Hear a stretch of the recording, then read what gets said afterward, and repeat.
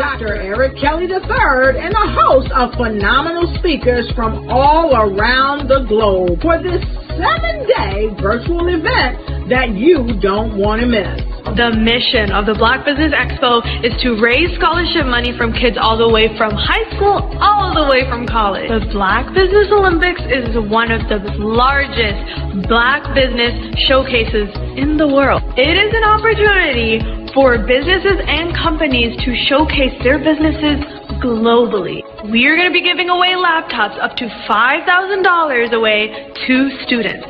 Again, I'm Olivia Appleberry, the founder of 2 Cents Finance and one of the speakers for the expo. I am so excited to see you there. For more info, go to www.blackbusinessexpousa.com or call 919-308-9090 and hope to see you there. I am Black Business. From the moment I wake until the time I sleep. Yes, I am Black Business. I am Black Business. Tell me, are you Black Business? I am Black Business. Do you support Black businesses? Listen, I support Black business because I am Black Business. Black Business Expo, one of the largest business showcases in the history of Black business in the world. The world! Sign up today at www.blackbusinessexpousa.com or call 919-308-9090. I am Black Business. I am Black Business. From the moment I wake until the time I sleep, I am Black Business. I am Black Business. Are you Black Business? I am Black Business. Do you support Black businesses? I support Black business because I am Black Business. Black Business Expo, one of the largest business showcases in the history of Black America in North Carolina. Join Dr. Eric Kelly III and a host of phenomenal speakers from all around the globe for this 7-day virtual event that you don't want to miss. The mission of the Black Business Expo is to raise scholarship money from kids all the way from high school all the way from college. The Black Business Olympics is one of the largest Black business showcases in the world. It is an opportunity for businesses and companies to showcase their businesses globally. We are going to be giving away laptops up to $5,000 away to students. Again, I'm Olivia Appleberry, the founder of 2 Cents Finance and one of the speakers for the expo. I am so excited to see you there. For more info, go to www.blackbusinessexpousa.com or call 919-308-9090 and hope to see you there. I am Black Business. From the moment I wake until the time I sleep. Yes, I am Black Business. I am Black Business.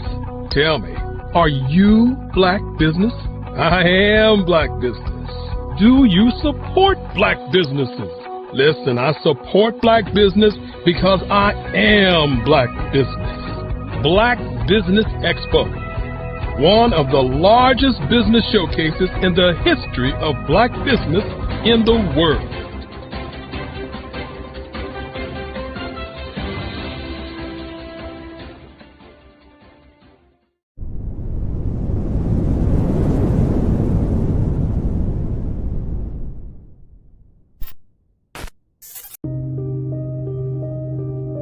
The Black Business Expo is changing my life.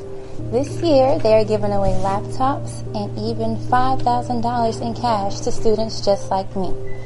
I'm Alexis, and I want to go to college to fulfill my dream of becoming an entrepreneur. Help the Black Business Expo going to www.blackbusinessexpousa.com and also becoming a vendor, a sponsor, or donating.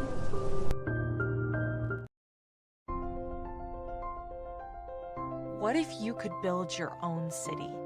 A place where every child can find nurturing people to help them achieve their full potential. A place where every adult can access job training support.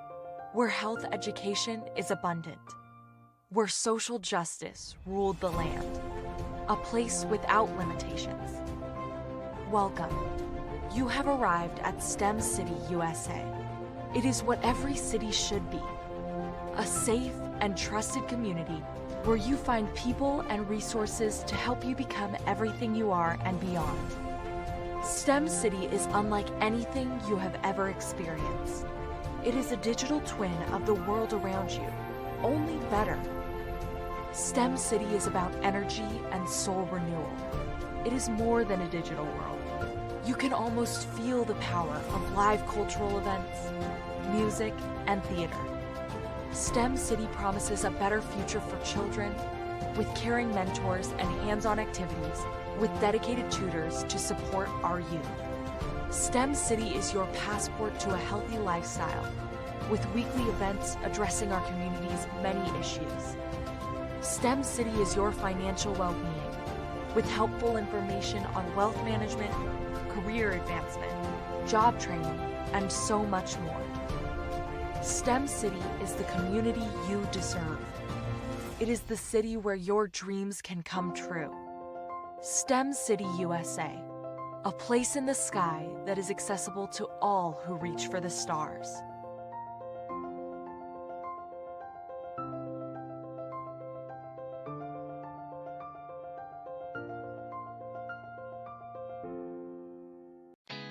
Did you know women represent just 3% of Fortune 500 CEOs and less than 15% of corporate executives at top companies worldwide?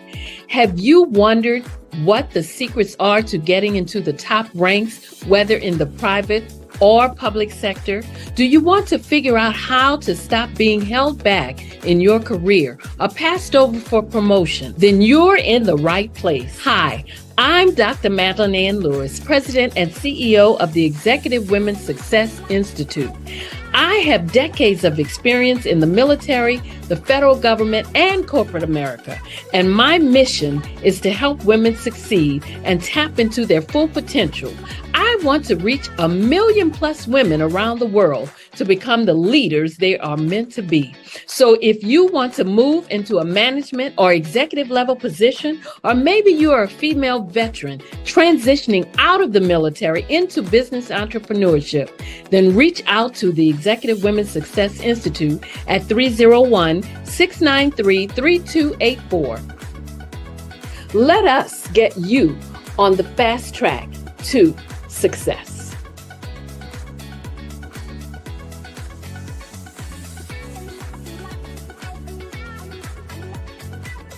Over the past few years, we've seen the growth of existing and new initiatives focused on financial inclusion, building global networks, and reducing the wealth gap in response to the idea there's not enough seats at the table.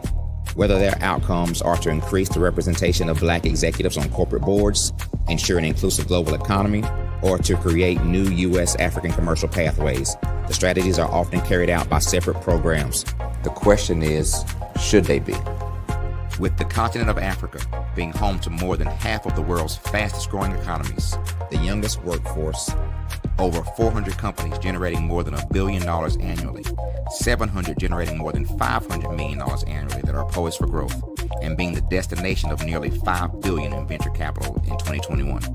Diversifying U.S. and Africa commercial engagement by building bridges between African businesses and their U.S. diaspora should begin being seen as mutually beneficial. From helping to reduce Africa's enormous capital gap to catalyzing two-way trade opportunities, the COVID-19 global pandemic hopefully has taught us that global challenges and opportunities are more interconnected than we thought. During the pandemic, African companies like Unicorn Flutterwave, insurance provider Reliance Health, ride-hailing app Yasir, and 54 gene, the continent's first bank of DNA on people of African descent, prove that when African companies have access to networks, capital, and information, they grow big, grow fast, and create solutions that are valuable to the world. This is why Be Direct was created. We are the first U.S.-based but African-centric board preparedness and board search company designed to connect U.S. Black talent and corporations to African businesses. Unique and fundamental to Be Direct's success is our process of helping board candidates adapt their experience and networks to an African context before they're connected to high-growth companies that are looking to locally and globally scale. From our focus groups with African business execs and government leaders, we don't ignore the sentiment that business is easy, but people are hard. Having a pool of board candidates with hard-to-access networks and extensive experience across the business life cycle, including successfully raising capital, is table stakes for an initiative like this. So yes, we have that. But corporate or entrepreneurial success in the U.S. does not guarantee success in Africa. Developed alongside industry partners on the continent, our training program, Be Direct Prep, is designed to transpose their experience to create cultural comfort, understanding, and a commitment to helping businesses in Africa scale. Our board governance sessions are African continental and country specific, integrated with cultural awareness and dexterity training, masterclasses led by African industry execs, and mentoring and coaching from African continental-based facilitators. But even more unique to Be Direct Prep, we cap off our training program with an immersion trip to help candidates that have not been to Africa before see and feel Africa's complexity and opportunity from African soil. We all know traditional network-based board placement has historically left a lot of us out of ever really being in the paid board pipeline. Our strategy supports the work of many great organizations that are successfully filling seats at U.S. board tables by creating more tables for those that are still left on the sideline. It's time to start seeing the role and value of U.S. Black talent and businesses on the continent of Africa differently. Old perceptions and habits limit economic inclusion. Let's transition Black talent and the African businesses they will support from the periphery of the global economy to its core. Living in a global lockdown, we all know now how fast local and global economies can change, and see the value of having businesses that hire, strengthen local value chains, and even grow globally. Status quo in any form holds back progress. We must democratize U.S.-Africa commercial engagement by socially and economically connecting cultures that have long been disconnected. It's time for Africa's U.S. diaspora to redefine their global value by helping African businesses scale continentally and globally.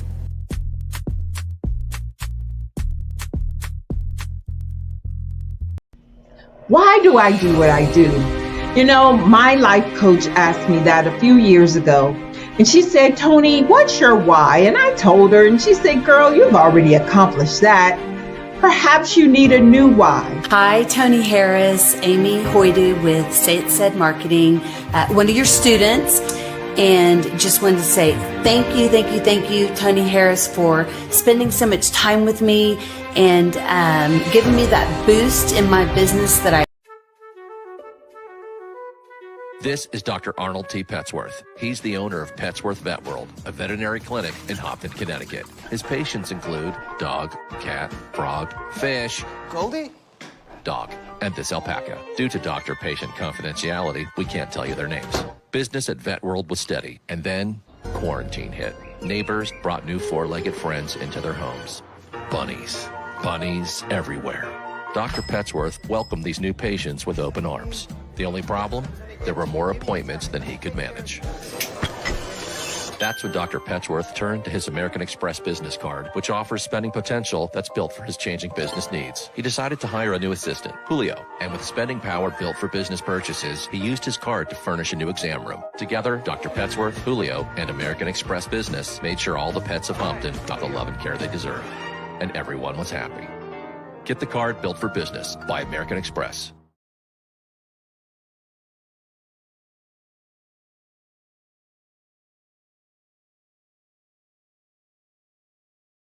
Absolutely. So our coaching program help people that have the lack of time, that lack strategies, and lack the confidence to go after their dream life. So we help them implement tools. We help them implement, I love to leave the inherited lack of finances or the education behind finances. But it wasn't until I lost my firstborn, my only son, that life changed for me. And where I was going after it all, living the corporate life, hit my 6-figure income, and living in my dream house with my dream man, driving my dream car. Wow. I nearly lost it all when I lost my son. And so I realized it only takes one financial catastrophe that can change your entire life. That's what made me start All New Beginnings. Because no matter what's going on in life, there's a new beginning. And because of that, we develop a program called Wise Minded. My little slogan is, don't just dream it, let's live it. If they want to connect with you or work with you, what is the best ways for them to be able to do that? Well, for my social media guru, you can connect with me on every single social media platform as Tanya T. Rose.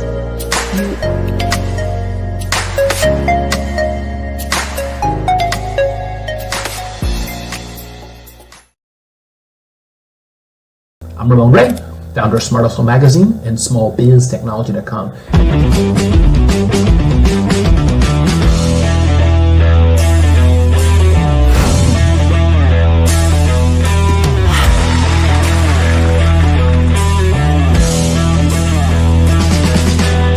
You're here today to celebrate small business success. Stand up on your feet. You rocked the house. It was amazing. Didn't we learn? For me, success comes from failure. One thing not to do is shake somebody's hand like this.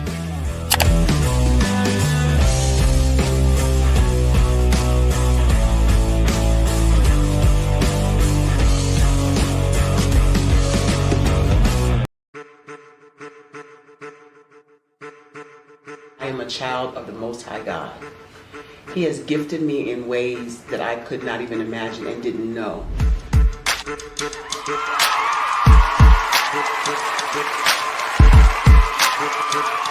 There was a time when I didn't know who I was. I listened to other people tell me who I should be, what I should do. I listened to people telling me that I should be a boutique owner, that I should be a construction manager, that I should be a laborer. Have you ever felt like you should do something else, be something else, go somewhere else, be wherever you wanted to be, and you felt like you were in a box? Anybody in the room?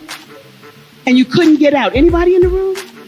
And you kept trying to go and go and you couldn't get out. Anybody in the room? But let me tell you, you need to rock the box. Rock the box.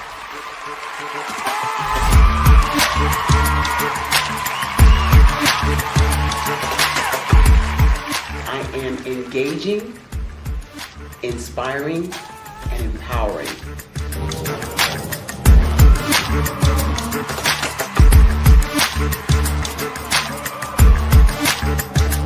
I would give you everything I know. Just by touching you, if I could, by osmosis, give you every single thing I've learned, I've gone through, I know I would. We know that's not possible, but as it is possible, I love to share information with people. Some of you out there, people have told you that you can't be, you can't have, you can't do.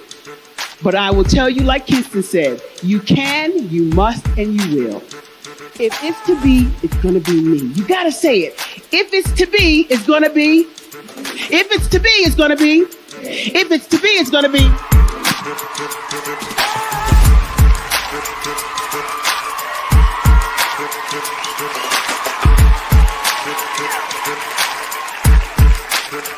Barbara is because she believed what her mama said about her and not what other people told her. Every day you wake up, when you're in a situation, it's your choice whether it's an advantage or the disadvantage. She gained her confidence and her life, and now she is a testimony. If I can help you elevate yourself, then I feel like I'm elevating my own self as well. What you know and I know together can change the world.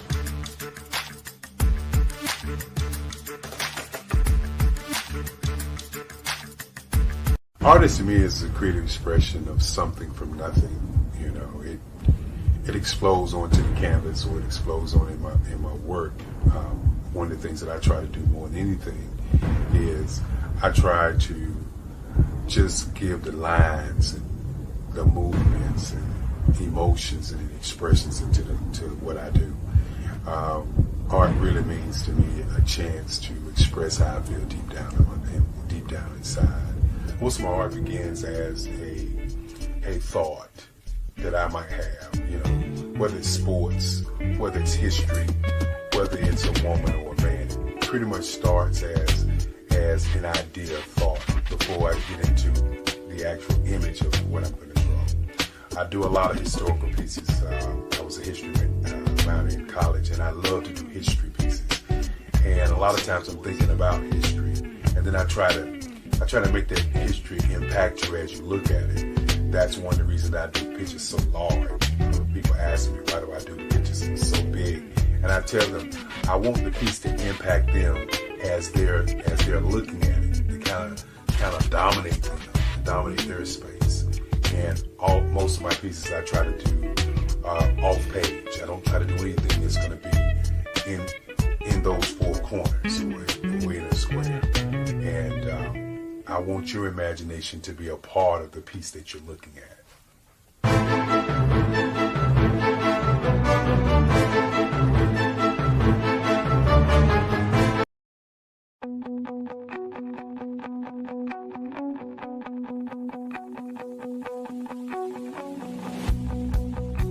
I am Black Business. From the moment I wake until the time I sleep. Yes, I am Black Business. I am Black Business. Tell me, are you Black Business? I am Black Business. Do you support Black businesses? Listen, I support Black business because I am Black Business. Black Business Expo, one of the largest business showcases in the history of Black business in the world. The world! Sign up today at www.blackbusinessexpousa.com or call 919-308-9090. I am Black Business.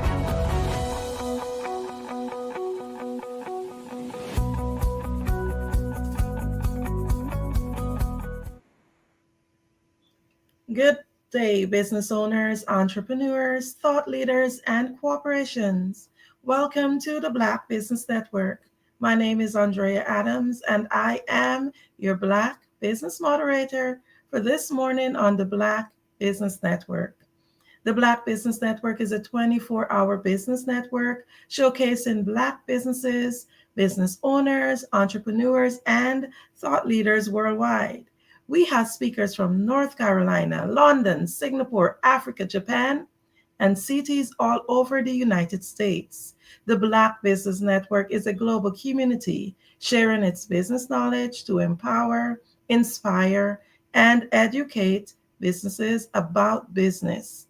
Our first speaker is none other than our founder, Dr. Eric Kelly III. He is a world-renowned abstract expressionist artist, transformative business leader, a visionary abstract artist, humanitarian, entrepreneur, author, poet, producer, scientist, and photographer. Also a community activist whose work is centered around promoting world peace and exploring the dynamic interplay in his art of bold lines, expressive colors, and human connection. Dr. Kelly spans over 60 years of work within his career. In addition to his artistic achievements, he's also an influential figure in the business world as the founder of Kelly Worldwide Advertising Agency. He facilitated multi-million-dollar campaigns and established himself as a branding, advertising, and marketing expert. After retiring from advertising at the age of 45, He dedicated himself to the daily love of his art, drawing, painting, exploring themes of history, humanity, and global unity through his craft. He has also authored books, including the groundbreaking Who, What, When, Where, How, and Why book. Turn your imagination into compensation. He is also the architect of innovative programs like the Mind Print Growth Calculation and Global Business Operating System University, aimed at helping entrepreneurs, consultants, and leaders achieve personal and professional growth. Ladies and gentlemen, I have the honor of welcoming our founder, Dr. Eric Kelly III. Good morning, good morning, good morning. Good morning, Dr. Kelly. Genius. It's always great when we get an opportunity to come before you. It's going to be a long, long day as we look at businesses from around the globe. So as we get prepared, what I'm going to do before I get started, I'm going to go ahead and let everybody know why we are here, because many times people think that we're just here to say hello and hi and all those good things. So let's go to a commercial break and we'll be right back. How many times have you been asked to help someone you didn't even know, a student, a business entrepreneur, or did you ever even ask, where did they end up? That business, that friend, that entrepreneur. Well, just maybe they ended up in a gang, bankrupt, homeless, or worse, dead. Maybe they turned to crime, drugs, and alcohol. Did you ever wonder? Did you destroy their dream, or was your life always so easy? At the Black Business Olympics, we started a movement to help students complete. Give them hope and foster success. Help them to leave their dreams of providing laptops, computers, and up to $5,000 in scholarship funds. Today, we ask you to help a student, a business owner, or an entrepreneur to realize their dream by sponsoring them, supporting them, and buying from them. Consider this. With $1.6 trillion in our Black community, we only ask for a small donation for our students, our businesses, and our entrepreneurs. And you can change a life today. So I ask you, what are you going to do? Sit on the sideline and watch our students in high school be losers, miss out on their dream from lack of resources? Or are you going to donate to the movement and change their future and yours as well? Give us a call today at 919-308-9090. Change their life by investing with action to the Black Business Olympic Fund. The Black Business Olympics, one of the largest business showcases of Black business in the history of the world.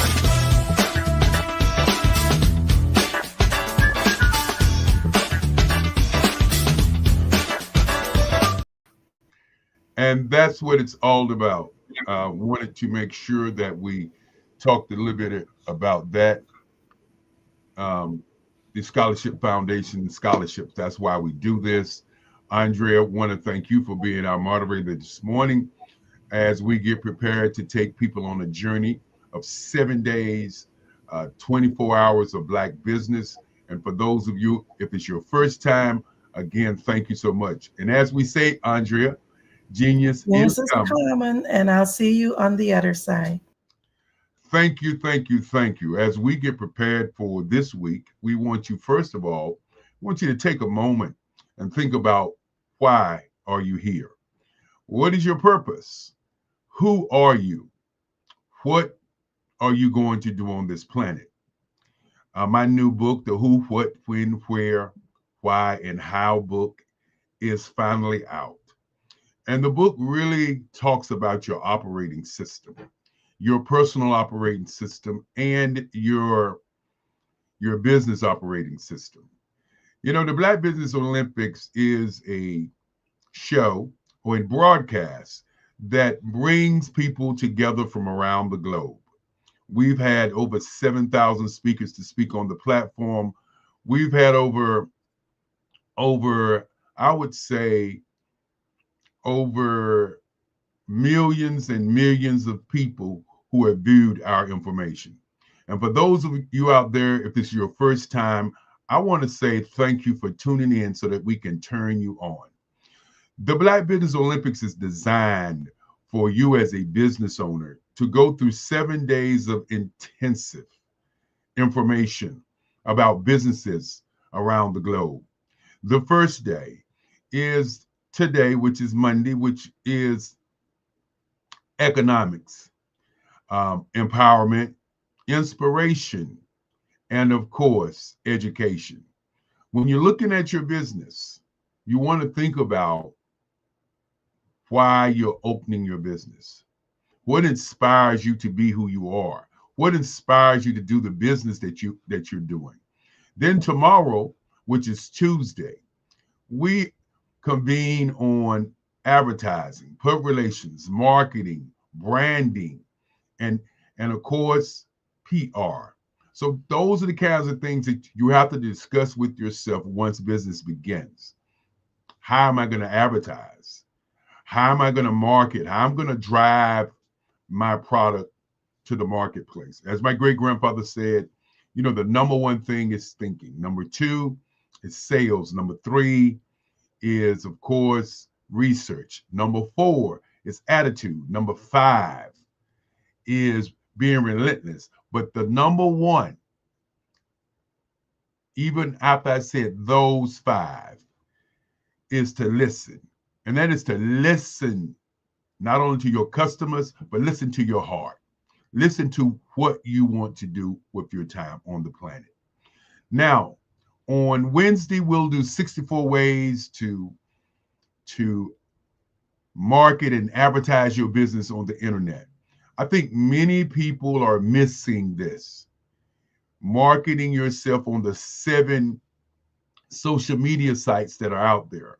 Many of you are in business, but ask yourself, do you market on the free network? And what I mean by the free network, you know, there was a time, and I remember that time when I ran Kelly Worldwide, where you had to pay for advertising. You had to pay for billboards.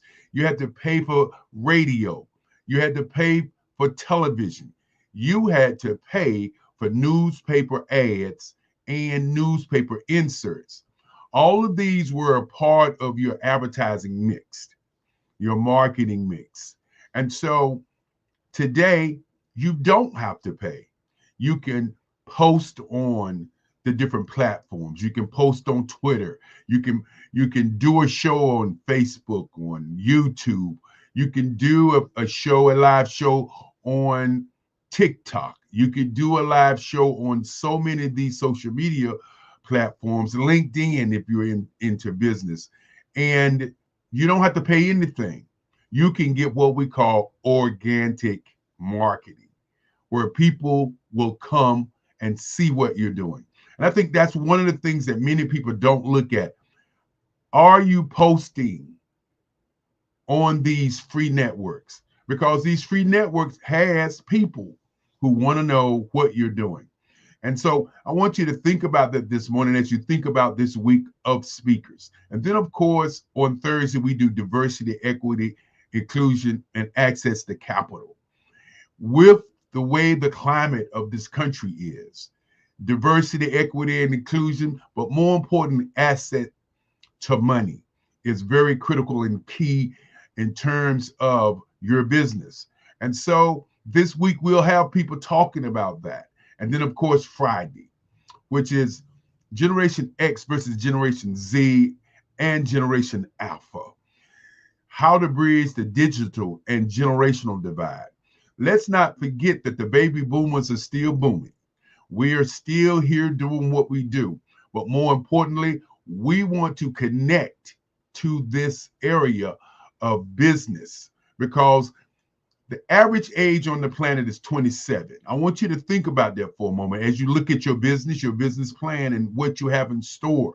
The average age is 27. If your business is being pushed toward the 40 and 50-year-old audience, in 10 years from now, you will be out of business. You will be scrambling for new customers.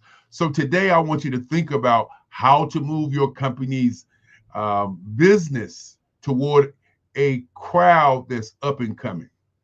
The reason that we do this is to raise scholarships for kids, but more importantly, we do it so that we can, again, teach young people that the world is bigger, that the world is for them, that they can become entrepreneurs, that they can use laptop computers, and they can use monies to help them build a company. And that's what it's all about for us.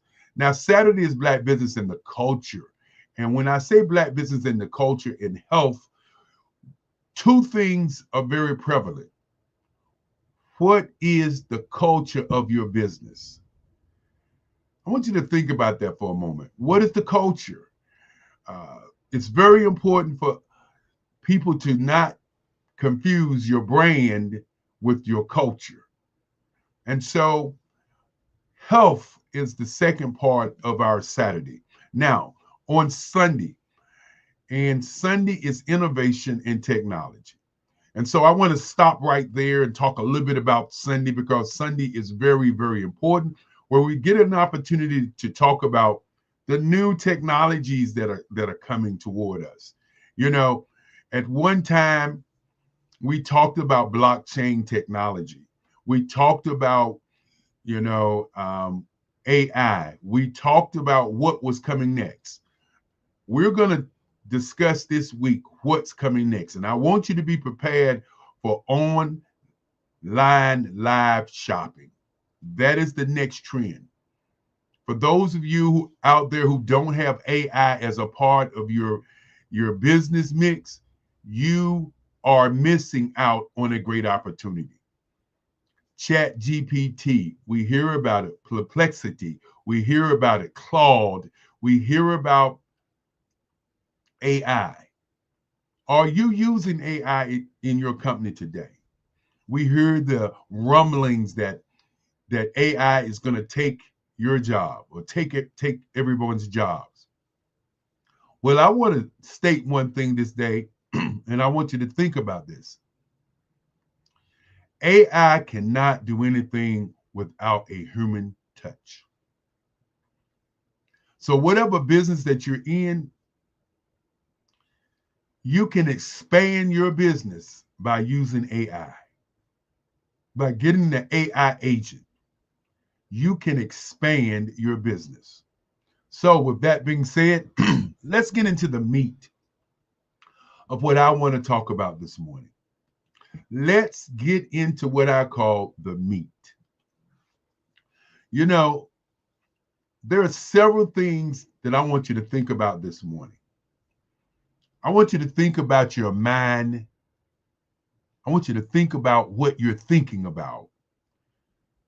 I'm going to say that again. I want you to think about your mind, and I want you to think about what you're thinking about.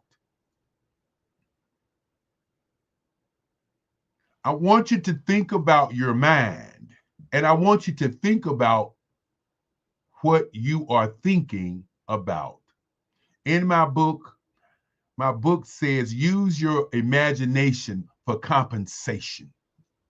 But before you can do that, I want you to understand that there are different levels of mind mastery. And so saying that, I want you to think about first, what is your mind state? What is your mind state? What are you thinking about right now? How and who formed your state of mind? And many times we hear about starting from the bottom and going to the top. We hear about hustle, hustle, hustle. Why is your state of mind in that box? I want you to think about that today because your state of mind is very, very important. Your state of mind sometimes decides what you charge as a business owner. It also puts you in the state of mind of how you start your business. Many times I'm counseling people and they're asking that question. What do I charge for my products or what my services are? And I say to them, look at the industry and start where the industry started. Now, your mind, your state of mind is important, but what is your mindset? We hear that word a lot of times, your mindset, your mindset, my mindset, her mindset, your mindset. Who set your mind is the real question. When we come from different backgrounds and we're doing business with different people and we're talking about starting businesses, who sets the tone of what you charge? Who sets the tone of what you value?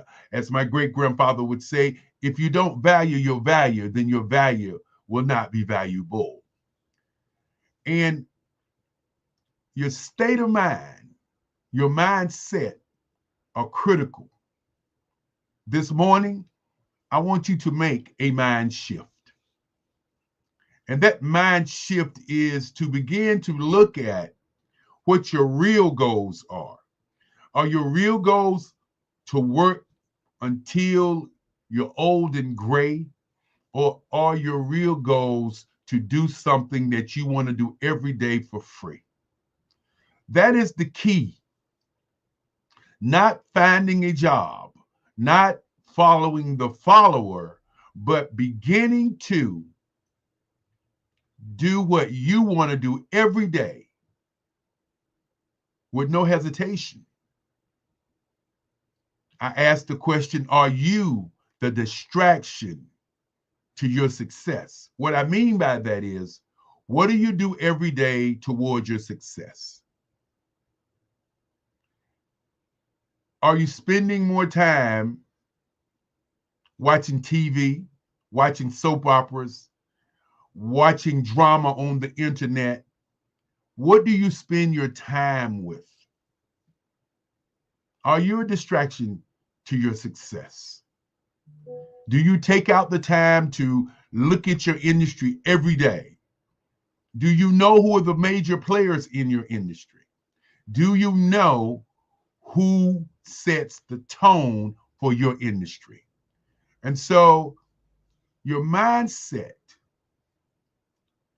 your mind shift, your state of mind is very important.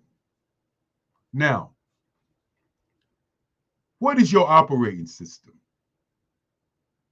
How do you operate? Are you waking up each day and looking at your schedule and just doing it your way, which is a distraction? Or are you waking up each day and do you have a system in place that if you don't do any work today, that system runs in a way that operates your business and your personal life? Now, I open up talking about thinking. I open up talking about your mind. I open up talking about shifting, growth. I open up talking about your mindset. But let's get into your mind print for a moment. Your mind print is very, very important because it details and it breaks down what your mind shift is going to be, your mindset, what your growth is going to be. It breaks down how you're going to operate. And so let's just look at your mind print. In the mind print that I talk about your gray print. Your gray print is your subconscious mind. I continue to say what you're looking for is looking for you. If you're tuned in today, you're looking for information on business and how to do business. Your subconscious mind has no filter. It is, as many say, what you think about all day is who you are. So your mind print and your gray print inside of your mind print is an open valley of conversations, of thoughts, of dreams, of what you think about each day. I want you to sit down today and think about what you want in your life and in your career. And then I want you to pay attention to the signs that are around you. And this is a part of your subconscious mind that many people just miss. You think about what you want, you think about who you are, but do you look and watch and listen for the signs of your progress?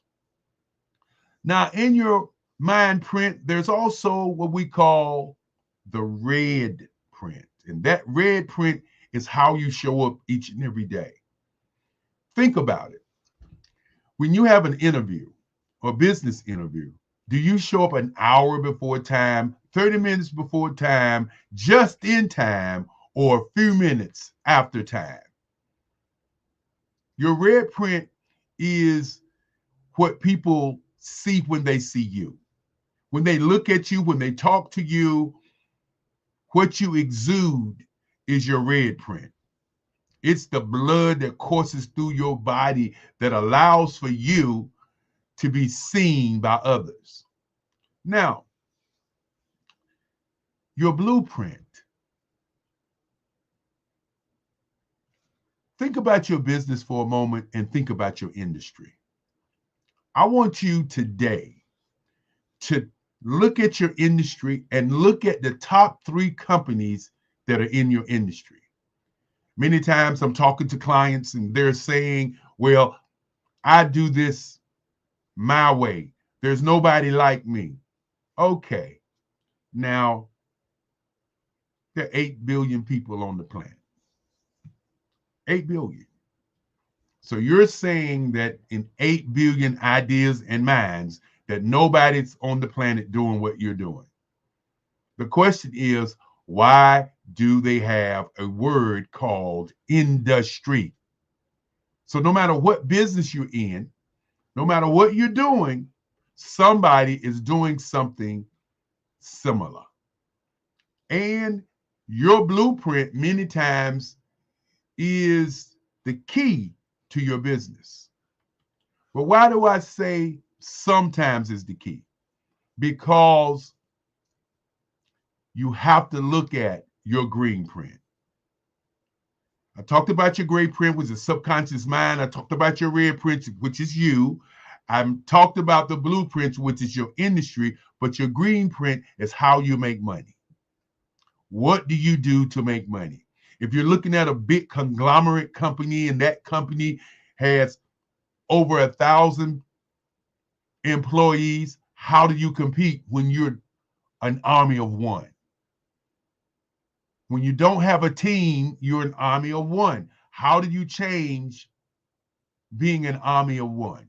Well, in the new future, they're saying that 3 and 5 people will be running billion-dollar companies by using AI. I want you to think about what I just said.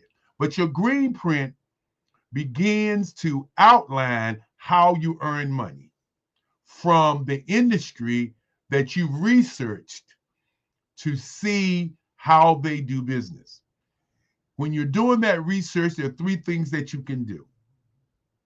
You can go to the library and find information on that company. You can go online, find that company's annual report, or you can buy stock in that company and that company will send you information. Those are some simple things that you can do by researching the industry. Now, your black print. That black print is the most powerful part of business, really of life. What is your exit strategy? What is your legacy? What is your retirement? Does retirement mean that you just disappear? No. Retirement means what is the next goal? What is the next thing that you're going to do? Your exit strategy. Who is in line to run this great company that you've created? And then, of course, what is your legacy going to be? Where is your legacy? Who runs your legacy? Your black print is so important as you think about your tomorrows.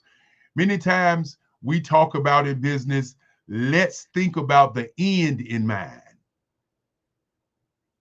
The end in mind is very important. This morning, I wanted to get into these particular parts because many people don't see the light of day when it comes to business because they don't have what we call an operating system. When I say an operating system, I don't mean you wake up in the morning, you have things outlined, and you go to those goals.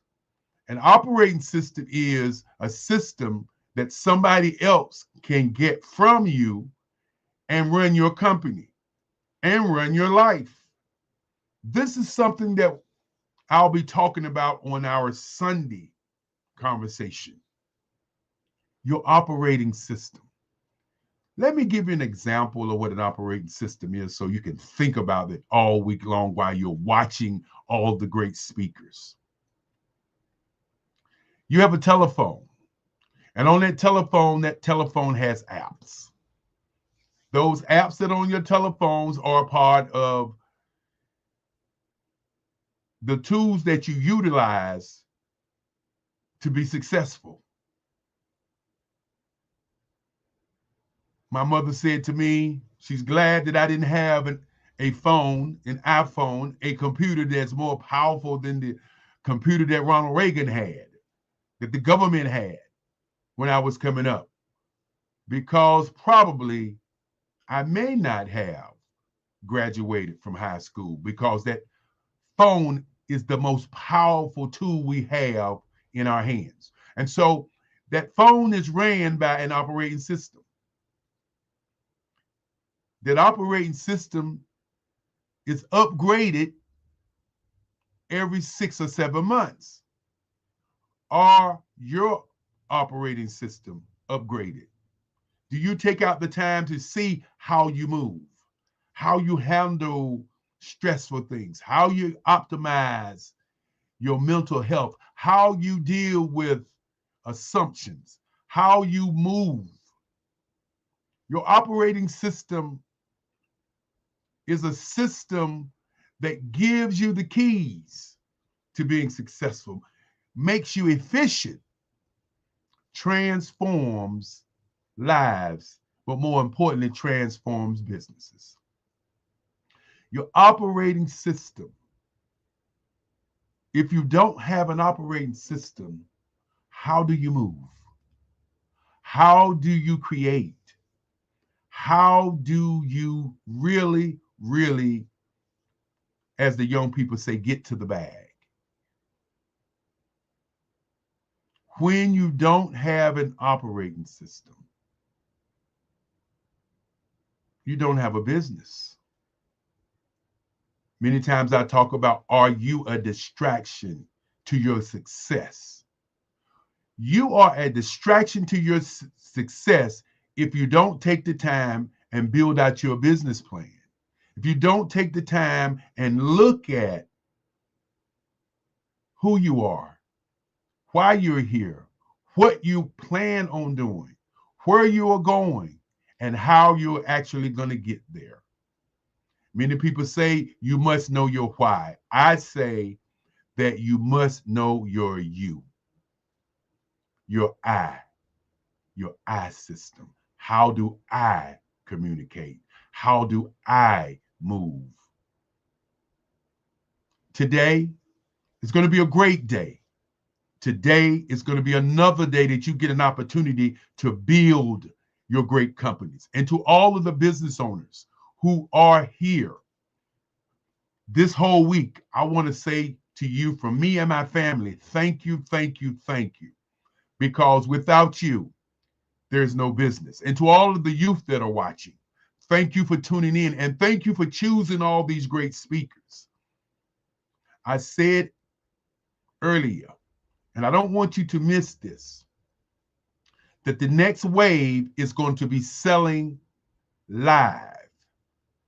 We have been selling live for the last 6 years.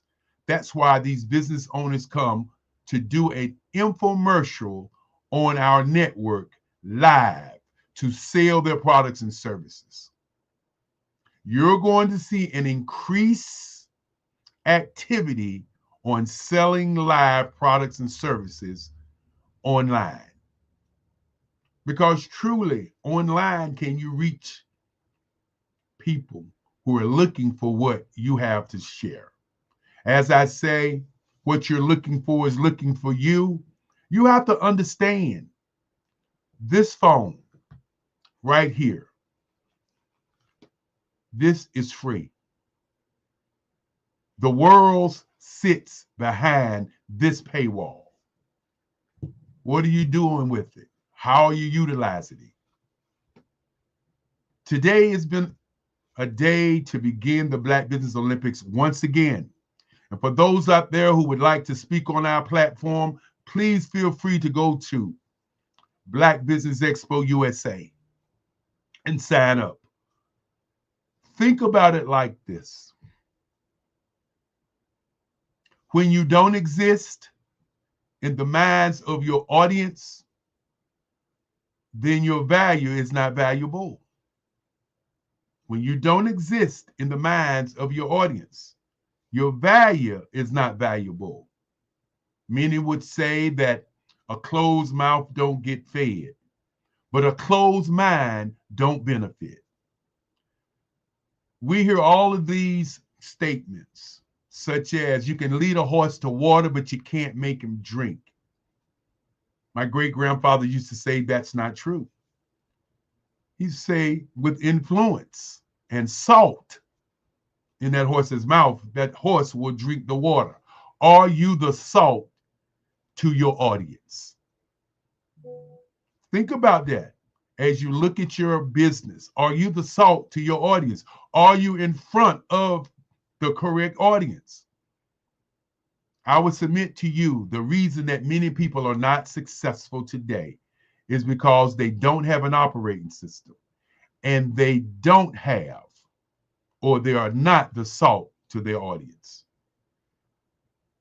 Let's stop being an army of one and build teams. Let's start looking at what our blueprint is, what our green print, what our gray print is, and what our black print is. Let's begin to look at what the future holds. Let's look at how we move. I'm Eric Kelly III. As I bring our moderator this morning up today, want to also say to each and every one of you, thank you, thank you, thank you, thank you for being a part of this movement as we work to do 365 days live businesses from around the globe. Good morning again, Dr. Kelly. That was such an informative message, and I am blessed by it. And I know that the viewers, they're definitely going to have great substance. We just are going to encourage them to ensure that they apply it, because application is important. Thank you. Well, I want to say to you this morning, thank you for being here, and thank you for sharing your time with us for the last 4 years. Thank you for the business that you do and the company that you run. And with that being said, I'm looking at the time clock, and the time clock says 9 o'clock. We're going to say genius is common. And while you do the getting out of here, I'm going to say Jesus is coming, and I'll see you on the other side. Thank you so much. We'd like to take a moment to just thank our sponsors. The Black Business Network's Expo mission is to raise funds for high school seniors going to college or K-12 entrepreneurs. This expo is a fundraiser for students. You may go to blackbusinessexpousa.com to donate to the scholarship fund, or you can Cash App BBX USA. Our goal is to give laptops and up to $5,000 to 10 students. Students can register online at blackbusinessexpousa.com. Every dollar counts. We want to remind you to donate to the scholarship fund. We want to thank our Black Business Expo USA sponsors for January 2025. NC 100, Suede Soul, Carolina, Virginia Minority Supplier Development Council, Step Management, Margie McLean Foundation, Inc., Genius is Common, Executive Women's Success Institute, The Quality Coaching Company, Superwoman Business Services, Creative Force Studios, Lee Entertainment, Black Business Olympics, Artistic App Design, Banks Law Firm, Black Business Expo USA. Genius is Common, and I'll see you on the other side. The Black Business Expo's mission is to raise funds for high school seniors going to college or K-12 entrepreneurs. This expo is a fundraiser for students. Please, you may go to www.blackbusinessexpousa.com to donate to the scholarship fund or use the Cash App at $BBXUSA. Our goal is to give laptops and up to $5,000 to 10 students.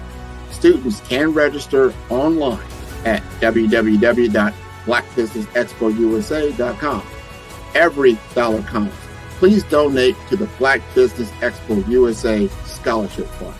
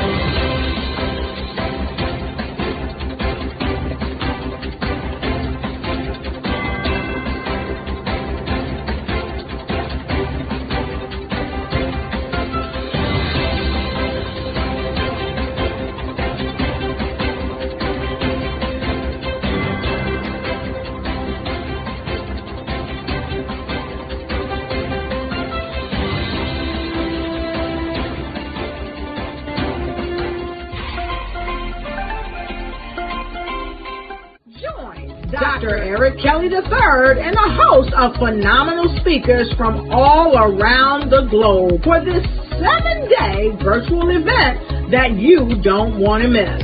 The mission of the Black Business Expo is to raise scholarship money from kids all the way from high school, all the way from college. The Black Business Olympics is one of the largest Black business showcases in the world. It is an opportunity for businesses and companies to showcase their businesses globally. We are going to be giving away laptops up to $5,000 away to students. Again, I'm Olivia Appleberry, the founder of 2 Cents Finance and one of the speakers for the expo. I am so excited to see you there. For more info, go to www.blackbusinessexpousa.com or call 919-308-9090 and hope to see you there. I am Black Business. From the moment I wake until the time I sleep. Yes, I am Black Business. I am Black Business. Tell me, are you Black Business? I am Black Business. Do you support black businesses? Listen, I support black business because I am black business. Black Business Expo, one of the largest business showcases in the history of black business in the world. The world! Sign up today at www.blackbusinessexpousa.com or call 919-308-9090. I am black business. I am black business. From the moment I wake until the time I sleep, I am black business. I am black business. Are you black business? I am black business. Do you support black businesses? I support black business because I am black business. Black Business Expo, one of the largest business showcases in the history of Black America in North Carolina. Join Dr. Eric Kelly III and a host of phenomenal speakers from all around the globe for this 7-day virtual event that you don't want to miss. The mission of the Black Business Expo is to raise scholarship money from kids all the way from high school, all the way from college. The Black Business Olympics is one of the largest black business showcases in the world. It is an opportunity for businesses and companies to showcase their businesses globally. We are going to be giving away laptops up to $5,000 away to students. Again, I'm Olivia Appleberry, the founder of 2 Cents Finance and one of the speakers for the expo. I am so excited to see you there. For more info, go to www.blackbusinessexpousa.com or call 919-308-9090 and hope to see you there. I am black business. From the moment I wake until the time I sleep. Yes, I am black business. I am black business. Tell me, are you black business? I am black business. Do you support black businesses? Listen, I support black business because I am black business. Black Business Expo, one of the largest business showcases in the history of black business in the world.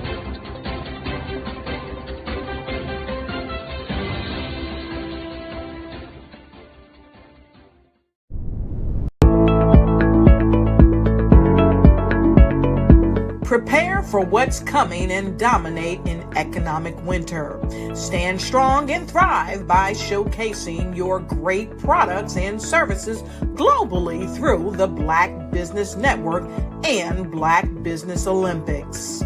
The Black Business Network has showcased over 2,000 companies with over $7 billion in sales each year. Over 10 million attendees have viewed the rebroadcast each month. Through the Black Business Olympics, unique styles of business training and mentoring are turning students into business owners and entrepreneurial warriors who will dominate in any economy. Gain the ultimate advantage of the Black Business Olympics, 7 days of unbelievable topics and speakers speaking around the globe. Donate your time and experience to provide expertise and scholarships to students worldwide and change the world. Now, more than ever, new insights, tools, strategies, and capabilities are needed. This is your chance for a major presentation to the world. Fill out the form and join the more than 2,000 speakers who have presented to over 200 countries. Join the Black Business Network streaming live into the Metaverse, STEM City, Black Multiverse Enterprises, Hulu, Amazon, YouTube, iHeartRadio, Apple, Facebook, LinkedIn, Pod TV, IBM TV, Spotify, and Google Podcasts. Sign up today. Spaces are limited, and we will see you there.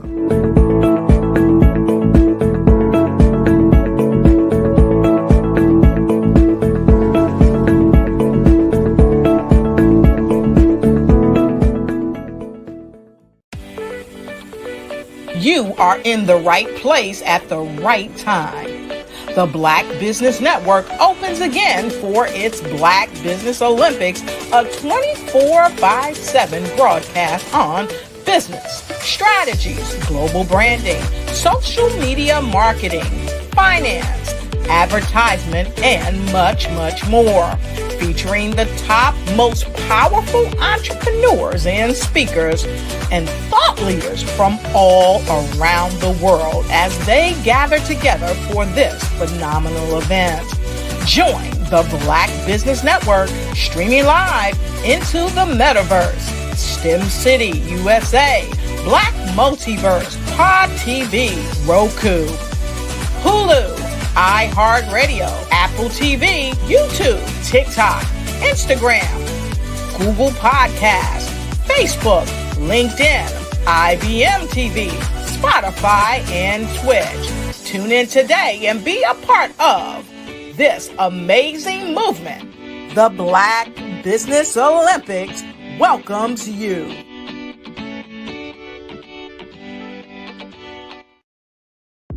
The Black Business Network and Black Business Olympics are essential platforms for Black business owners globally. They provide the tools and support you need to succeed in today's competitive marketplace. Join us today as we collaborate together with businesses from around the world to support our children, students, and young future entrepreneurs, Black businesses and corporations. We raise funds for students going to college and young entrepreneurs who are aspiring to be business owners, and we invite you to be a contributor today. Visit the website www.blackbusinessexpousa.com to connect with and learn more about how the Black Business Network and Black Business Olympics can help you not only share your amazing business story to businesses, but also serve future generations. Hello, my name is David Jones, CEO and co-founder of the Hello LLC, where we help businesses build a culture, brand an experience, and leverage technology to pivot into Web3.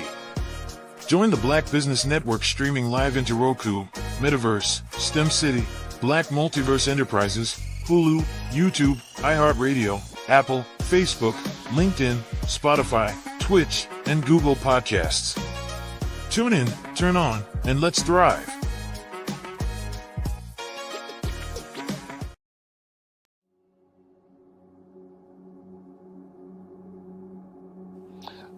I was born and raised in southeastern West Virginia, the coal fields. My father was an AME minister.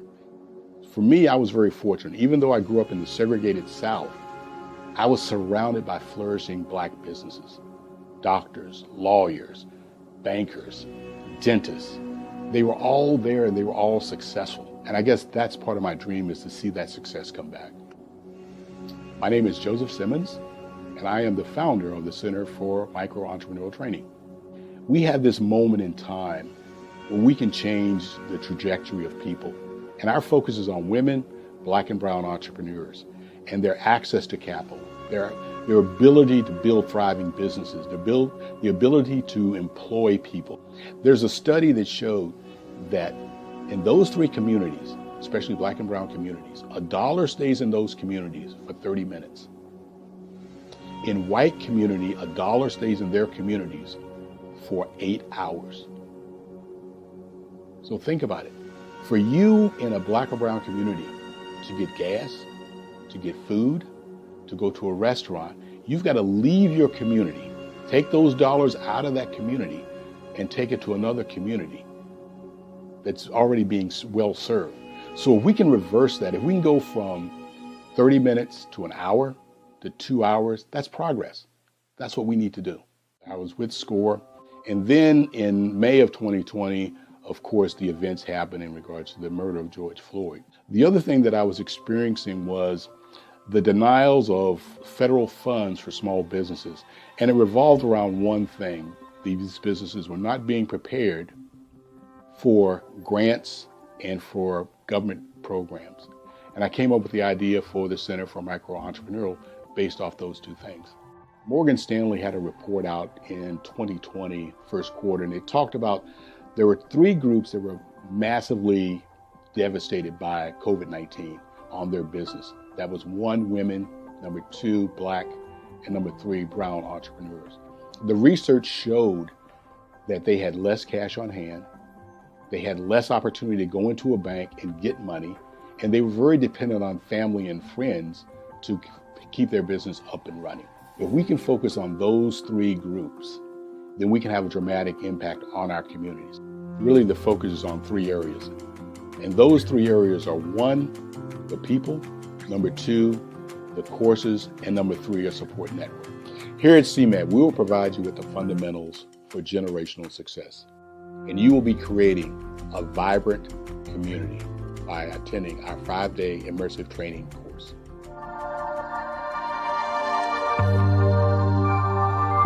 I was born in a little village on the island of Haiti.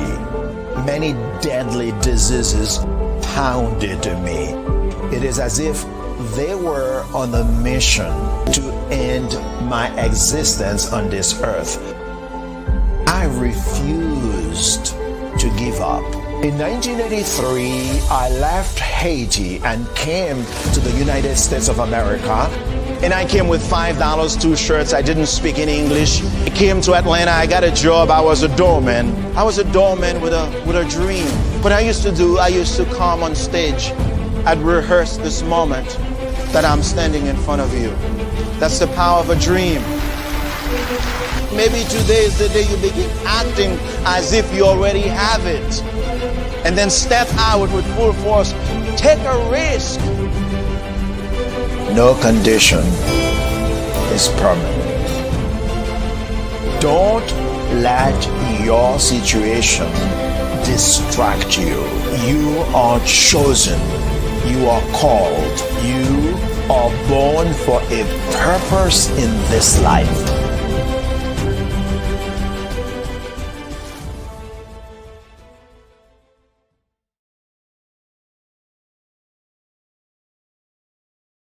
Are you a forward-thinking entrepreneur or business owner? The world is changing faster than ever, and it's time to pivot and adapt to the future. Hello LLC is here to help you do just that. Hello stands for helping enterprises leverage leading-edge optimizations. Our innovative solutions can streamline operations, reduce overhead costs, and give you a competitive edge in a market projected to reach $5 trillion by 2030. By pivoting to the metaverse, businesses can tap into a rapidly growing market that is projected to be a significant part of daily life for 25% of Americans by 2026. As a full digital metaverse agency, the Hello LLC can help you create custom solutions to streamline operations, increase productivity, reduce costs, and drive brand recognition. Why should you pivot to the metaverse with the Hello LLC? By leveraging cutting-edge technology, you can provide immersive experiences for your customers, expand your global reach, and unlock new revenue streams. Contact us today to make the pivot.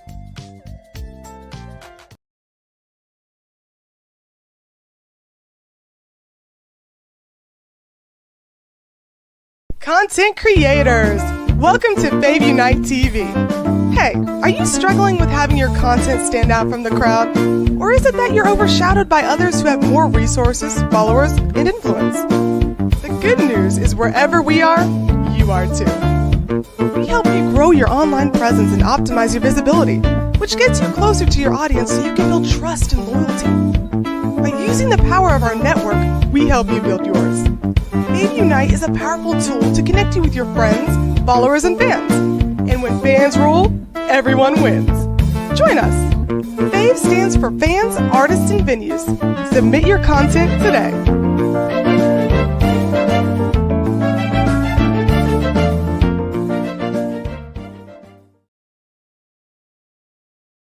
Sometimes you got to hear the news from the Black perspective, and more specifically, Black publishers. And that's exactly why you have to download the Hey Tie app, the largest mobile app delivering breaking news, videos, and podcasts from 200 of your favorite Black publishers. Yes, 200 Black publishers delivering news as it happens, literally all in one app. Go to HAYTI.com or download the app in the Google Play Store or Apple App Store. It's completely free, along with information that you can trust, so go check them out. The Black Business Expo's mission is to raise funds for high school seniors going to college or K through 12 entrepreneurs. This expo is a fundraiser for students.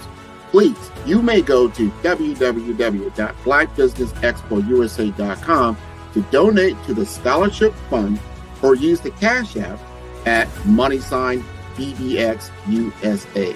Our goal is to give laptops and up to $5,000 to 10 students. Students can register online at www.blackbusinessexpousa.com. Every dollar counts. Please donate to the Black Business Expo USA Scholarship Fund.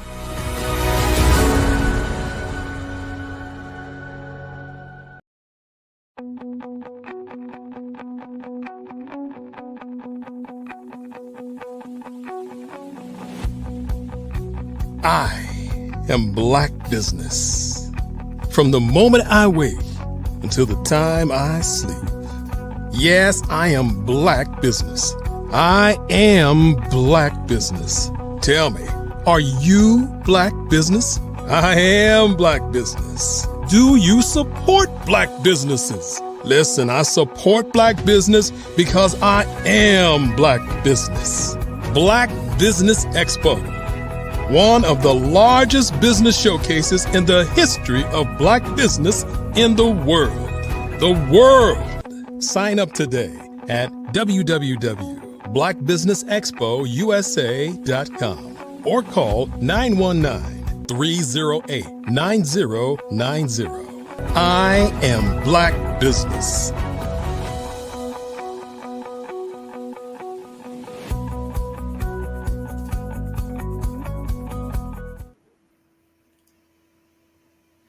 Good morning, business owners, entrepreneurs, thought leaders, and corporations. Welcome to the Black Business Network. I am Andrea Adams, and I'm your business moderator for this morning on the Black Business Network. The Black Business Network is a 24-hour business network showcasing Black businesses, business owners, entrepreneurs, thought leaders worldwide. We have speakers from North Carolina, London, Singapore, Japan, and cities all over the United States. The Black Business Network is a global community sharing its business knowledge to empower, inspire, and educate businesses about business.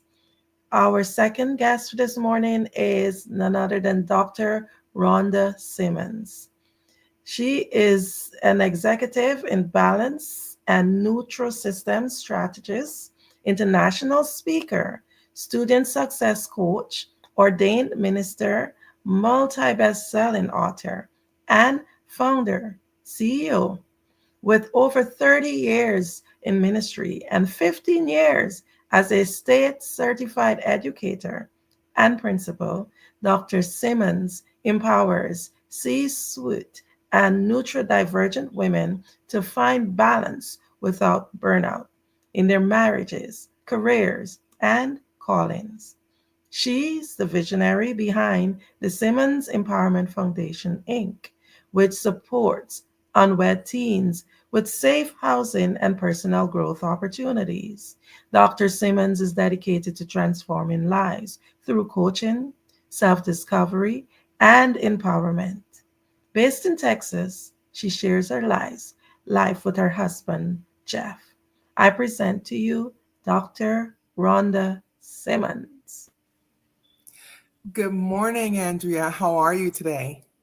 I am doing great, Dr. Simmons. How are you? I'm excellent. Thank you for having me on the show today. It's indeed a pleasure to have you. Now, I will be asking you quite a few questions with such an interesting bio. I myself, and I know the audience, we're just excited to learn more about you and what you do. Can you just tell us a little bit about your journey in the aspect of what led you to create the Renew You, Love Your Life program? Well, as you read in my bio, I am a state certified educator and school principal. And when I became a school principal, which is something that I had been wanting to do since the first day of teaching, I realized very, very quickly that to whom much is given, much is required. And the cost factor of that position, not in dollars and cents, but in energy, in time, in emotional deposits to be successful in the job, it was more than I wanted to pay. And Andrea, let me tell you, it got to a point where the longer I stayed a school principal, the sicker I got.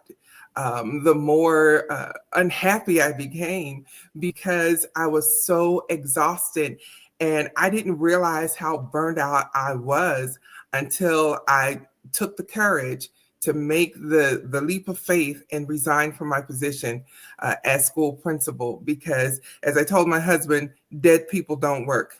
And I realized that the sacrifice was more than I was willing to pay. But most importantly, Andrea, is that I realized that although being a school principal was my dream, it did not align with God's purpose for my life. And that misalignment was causing me so much angst and exhaustion and burnout until once I resigned, it took me almost 2 months to recover from that burnout. And I realized that there had to be way more executive women like me who were trying to do it all and have it all at all costs, and it's not working. And so that's why I developed my program, Renew You, Love Your Life. Did you know women represent just 3% of Fortune 500 CEOs and less than 15% of corporate executives at top companies worldwide? Have you wondered what the secrets are to getting into the top ranks, whether in the private or public sector? Do you want to figure out how to stop being held back in your career or passed over for promotion? Then you're in the right place. Hi, I'm Dr. Madeline Ann Lewis, President and CEO of the Executive Women's Success Institute. I have decades of experience in the military, the federal government, and corporate America, and my mission is to help women succeed and tap into their full potential. I want to reach 1 million plus women around the world to become the leaders they are meant to be. So if you want to move into a management or executive level position, or maybe you are a female veteran transitioning out of the military into business entrepreneurship, then reach out to the Executive Women's Success Institute at 301-693-3284. Let us get you on the fast track to success.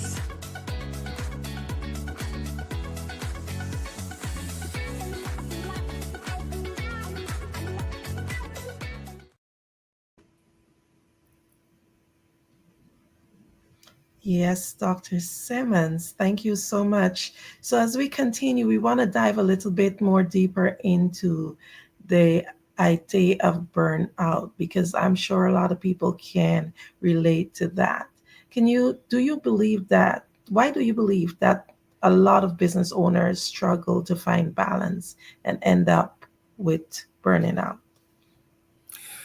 I believe some of the main reasons for the burnout is because business owners wear so many different hats. In fact, when you're first starting out, you're wearing all of the hats in a business. You're the founder and CEO, you're the accountant, you're the sales manager, you're the business manager.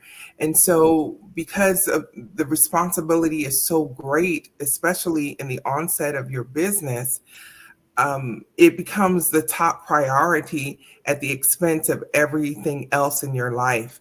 And there has to be a balance in order for us to thrive as business owners. And the sooner we set those systems in place so that we can be balanced, the better off we'll be, and we'll be able to bring our best selves to the clients that we serve. Wow. Now, with most things, there's usually some form of a sign that something is regressing. So, whenever a person, what are the common signs that someone should look out for to indicate that they may be on the verge of a burnout? Some of those signs would be decreased productivity, where you are almost paralyzed in not getting things done. You get stuck on a project that should take a few minutes or an hour, and you just lose sight of the path of what you should be doing, when you should be doing. You miss opportunities, you miss deadlines, extreme exhaustion, an exhaustion that a good night's sleep is not good enough. You wake up tired, you go to bed tired. Those are some of the signs of being burnt out. Wow. So, can you just tell us how exactly does being burnt out impact the business owner's work, their relationships, and their personal life? Absolutely, Andrea. When a business owner is burnt out, oftentimes they hesitate in making sound decisions. And sometimes in business, you don't have the opportunity to be hesitant.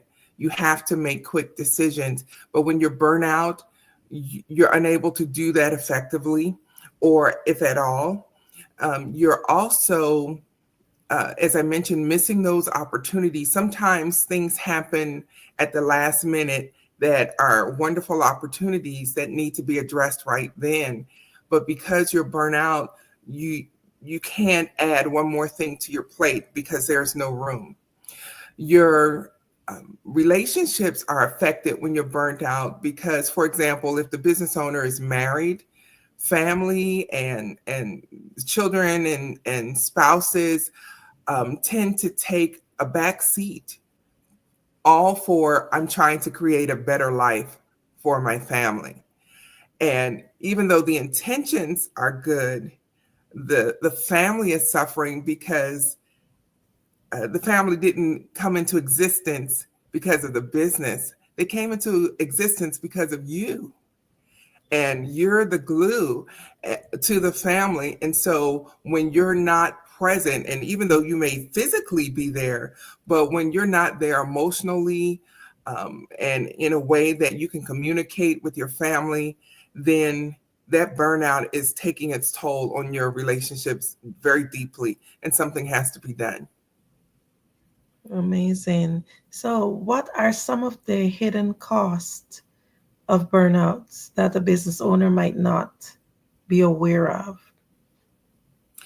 Well, one would be the physical toll, because when you are burnt out, you cannot operate at peak performance. You just can't. It's not possible when you're truly burnt out. And sometimes, Andrea, as business owners, we take on a mentality of a superhero. We can do it all. We can run through troops and leap over walls. We can handle anything and everything because, we're a superhero. Well, our physical bodies didn't get the memo. And so the burnout can affect us physically so that we cannot function at the level that we want to. As I like to put it, sometimes your body can't keep up with your brain. Your brain is there, your brain is on it, but your body is saying, no, not today. And so that's one of the tolls in your relationships, whether you're a parent or a spouse. Um, Communication is limited when you're burnt out and you're working all the time. You're not able to be there emotionally for the people that you love. And that's what they need the most. You understand that in a family, it's not all about the taking, it's also about the giving. And when you are burnt out, you have nothing left to give. And so it's affecting your relationship. And so for all the time and the energy that you're spending, you're losing more than you're gaining. And our families need us. That's how societies are built. That's how uh, things grow, and our next generation comes behind us when the time is taken and invested in our families. And when we are burnt out, we are um, overdrafting that investment on our families. Okay, so they say whatever goes down must come up. So if somebody's burnt out, literally that's on the ground. But there's always ways to get back to your optimum self. Can you share some strategies or tools that can help someone who's burnt out to regain that balance? Yes, yes, ma'am. Number one, you have to take the time to set some healthy boundaries. Your work hours should not be 24 hours a day. You have to set some healthy boundaries where there is a definite start and end time. I'm not saying that we should be less effective, not by any means, but there has to be a healthy boundary so that there's a time when we can turn off the CEO side of us and be a parent or be a spouse. Um, and so set healthy boundaries that way. We need to also take the time to invest in our own physical health, whether that's taking a walk, doing a workout at home in a gym if you have one, or just getting outside in nature. Do something away from work that is unwork related that gets your body up and moving, because that will really replenish your creativity in your mind and it will help you be more productive. The third thing is journaling. Journaling is so cathartic. It will help you as a part of your routine of taking care of your physical body. Journaling will help take care of your psychological sense, because you're writing just informally whatever comes to mind, and you're writing, and you will find that you'll come up with some wonderful ideas that you hadn't even thought about that would solve whatever problems you're dealing with in your business. And so journaling, taking care of your physical body, and setting healthy boundaries are just some of the strategies that business owners can put into place right now. Thank you so much. Everybody loves to see a transformation. They love to see the after of a great transformation. Can you tell us what can someone expect from working with you through the program? What type of transformation?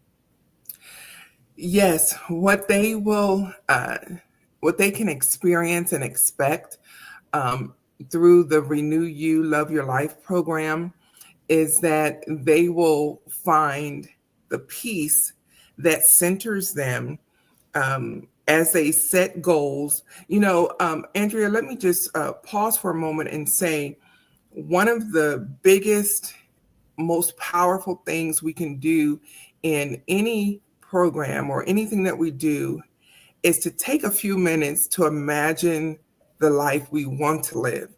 And so many times we are limited by past experiences, we're limited by the present. And so when we set those goals, not 1,000 goals, maybe 2 or 3, no more, just start with that 2 or 3 goals of a life that you want to have. Then we work through the barriers that are preventing those goals from happening. That's very powerful, Andrea, because obstacles come. That's a part of life. Hardships come. That's a part of life. Those are things we cannot control. And so the key is to have a plan in place for overcoming those obstacles. And then, as I like to say, we need to detox. There are some things that have to go from our lives, some habits, some negative ways of thinking they have to go from our lives. And so that's a part of the process. After you have your goals, then you're working through the things that need to be let go of. And then comes the most powerful point, and that is we're creating a concrete, actionable plan for how you're going to make those goals come to pass. That has to happen, and it looks different for everyone. And so the strategy, the plan is very personalized. And sometimes, even though I'm explaining this in just a few minutes, sometimes the process takes longer for others because there's a lot to work through. There's a lot of hidden things that are affecting who we want to become that we really have to dig deep and work through and resolve in order for those goals that we have established as the client, that the client has established, to come to pass. And so they can expect a transformation that happens over time until they get to that point where they realize, oh my goodness, I will never be the same. Andrea, let me just conclude this question with this. One of my clients that I worked with through this process, I was on a session with her and some others just a week or so ago, and it wasn't about coaching at all. And she shared with the group, she said, oh my goodness, when I worked with Dr. Rhonda, I don't think I could handle what I'm dealing with right now if we had not worked through the things we needed to work through then. It prepared me for what I didn't even know what was coming. And so sometimes no one can predict life's outcomes and the turns that life will take. But when we have systems in place and strategies in place that are uniquely tailored to us, then we find ourselves better prepared for what's next. I'm so amazed that you spoke about your clients, because definitely one of the greatest things people love to hear is stories, and not just stories, but success stories. Stories are the things that actually sells your business. So do you have any success stories that you can share with us for business owners who would have completed your program? Yes. Another client came to me, a brilliant client, but I would say she really suffered from imposter syndrome. She did not feel that she could do the things that she had in her mind to do. And she had some great goals, just, oh my goodness, they were wonderful. And, but she didn't feel like she had the capacity to do it. And so we started working together, and I was excited because I could see her potential in just listening to her, but she needed to see who she was, and she needed to find her sense of value and worth so that she could step forward and do the things that she wanted to do. Well, in our last session, I was so amazed because she reported, well, so much has happened. And she listed the things that she had set into motion, and she was so excited. And these are big things. I'm talking about starting a company, buying property for the company, and opening a coffee shop and doing major things. I'm not just talking about, just little things. She had some big goals, and she has set things in motion to get them started, all because I helped her see and work through the strategy she needed to so that she could see that she can do it. And she could dismiss that imposter syndrome and embrace who she was to become. And so that was real exciting for me to hear her story and her victory. I can imagine that, because you're providing a service, and as you said, you're actually doing it because this is something you want to do, you love doing. It's something that you felt you're called to do. So it definitely would give you that feeling of fulfillment, seeing others being able to benefit from it. Now, we're going to go to a touchy subject, which is help. Lots of people do not want to feel like a failure. So they sometimes don't want to ask for help, even when they're going down that rabbit hole. Do you believe that business owners often resist seeking for help when they're facing burnouts? Yes. That is a huge yes, because so many times we have the misconception that asking for help is directly related to signs of weakness. And that is not the case at all. If we can just reframe our thinking, that asking for help shows true leadership, because now I'm saying that the vision that I have is so big and so important that I need other team members to come alongside me to make it happen. Not only that, but when we ask for help, the person or people that we're asking, what we're really communicating is that I believe that you are the person to join me and make this vision come to pass, that you have the capabilities needed to assist me in this.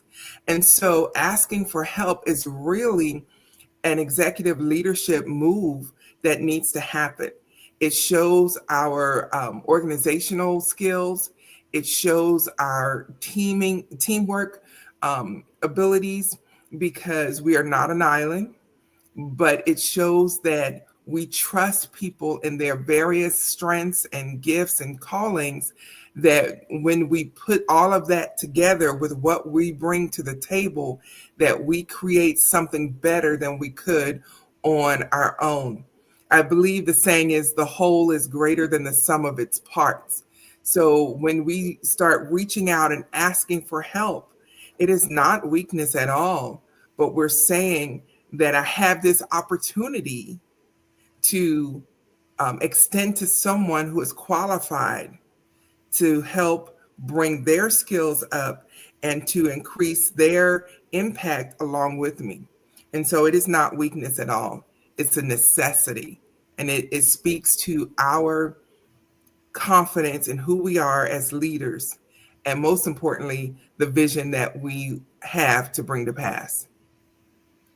Yes. So when it comes to help, we know, yes, quite a few people are afraid of asking for help. But there's some who takes that big leadership step and go ahead and ask for help.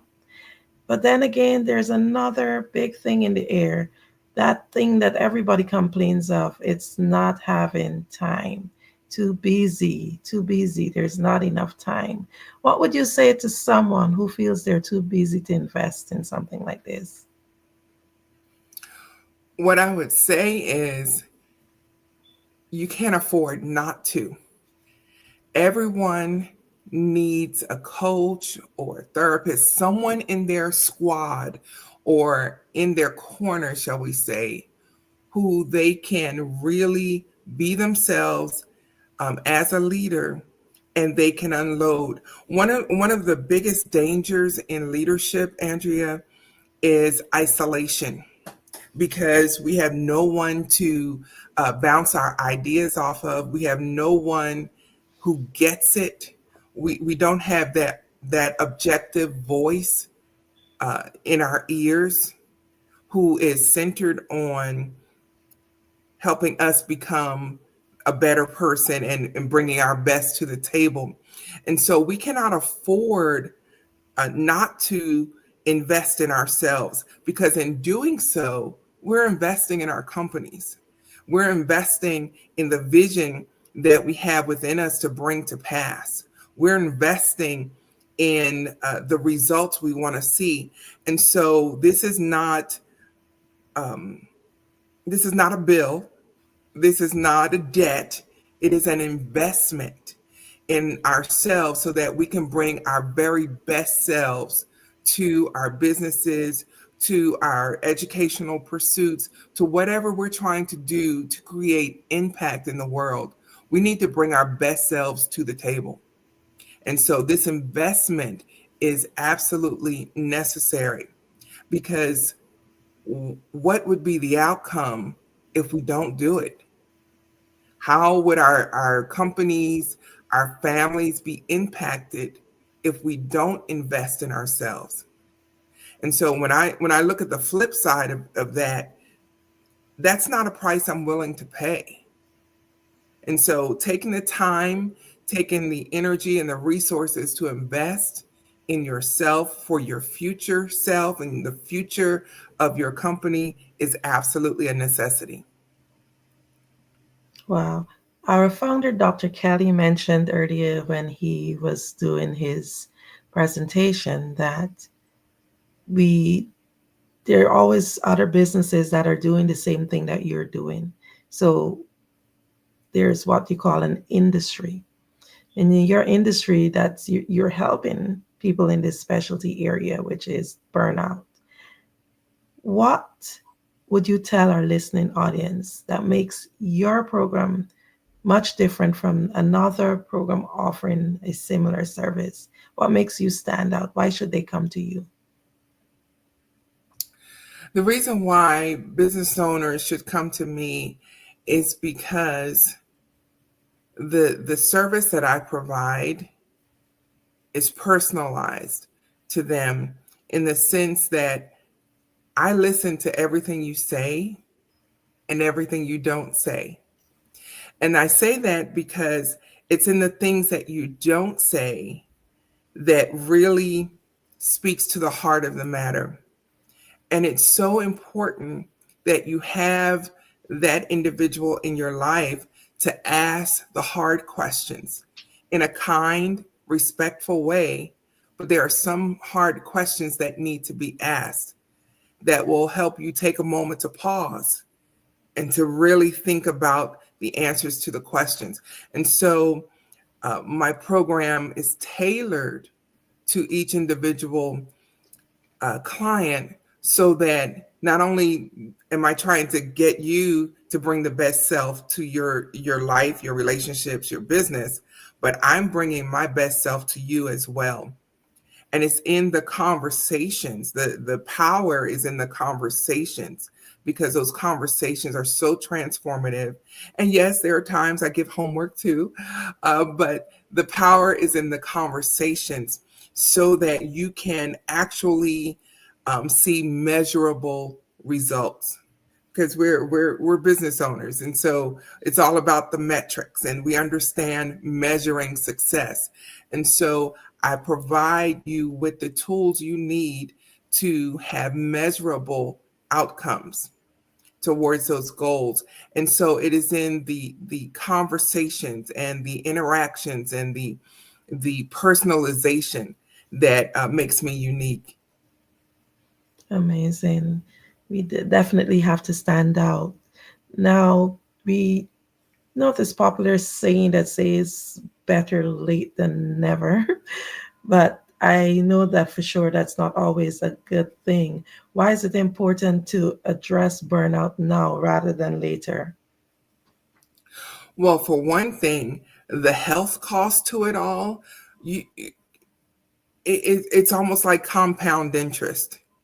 The longer you sit with burnout, the more the effects of it compounds on your body and on your emotions to the point that there will come a day when you may break down. Something may happen physically because your bodies can only take so much stress. And so things may happen that have just compounded over time, and you reach that point where I can't take another thing. I'm just done. And that's a dangerous place to be in because then you find yourself just dropping everything. Yes. Now, would you be able to tell the audience how they can reach in contact with you? Yes, on my website, which is www.tsefi.org. And I know that's a mouthful, but that is the acronym for the Simmons Empowerment Foundation Incorporated. So that's www.tsefi.org. And on my website, you will find a self-assessment where you can determine exactly where you are in your life when it comes to burnout. It's called the burnout to balance sequence. And so it's just 10 questions. Will take you maybe 2 minutes, if that. But it's a powerful assessment tool so that you can determine really honestly where you are when it comes to burnout. Dr. Simmons, thank you so much for all of this information. I am sure that many business owners can relate to most of the stuff that you would have shared with us this morning. Thank you for being here. Thank you for having me on the show, and I really appreciate you. Genius is coming, and I'll see you on the other side. Absolutely. The Black Business Expo's mission is to raise funds for high school seniors going to college or K-12 entrepreneurs. This expo is a fundraiser for students. You may go to blackbusinessexpousa.com to donate to the scholarship fund or use the Cash App BBXUSA. Our goal is to give laptops and up to $5,000 to 10 students. Students can register online at blackbusinessexpousa.com. Every dollar counts. So we want to remind you to donate to the scholarship fund. We want to thank our Black Business Expo USA sponsors for January 2025. NC 100, Suede Soul, Carolina, Virginia Minority Supplier Development Council, Step Management, Margie McLean Foundation, Inc., Genius is Common, Executive Women's Success Institute, The Quality Coaching Company, Superwoman Business Services, Creative Force Studios, Lee Entertainment, Black Business Olympics, Artistic App Design, Banks Law Firm, Black Business Expo USA. Genius is common, and I'll see you on the other side.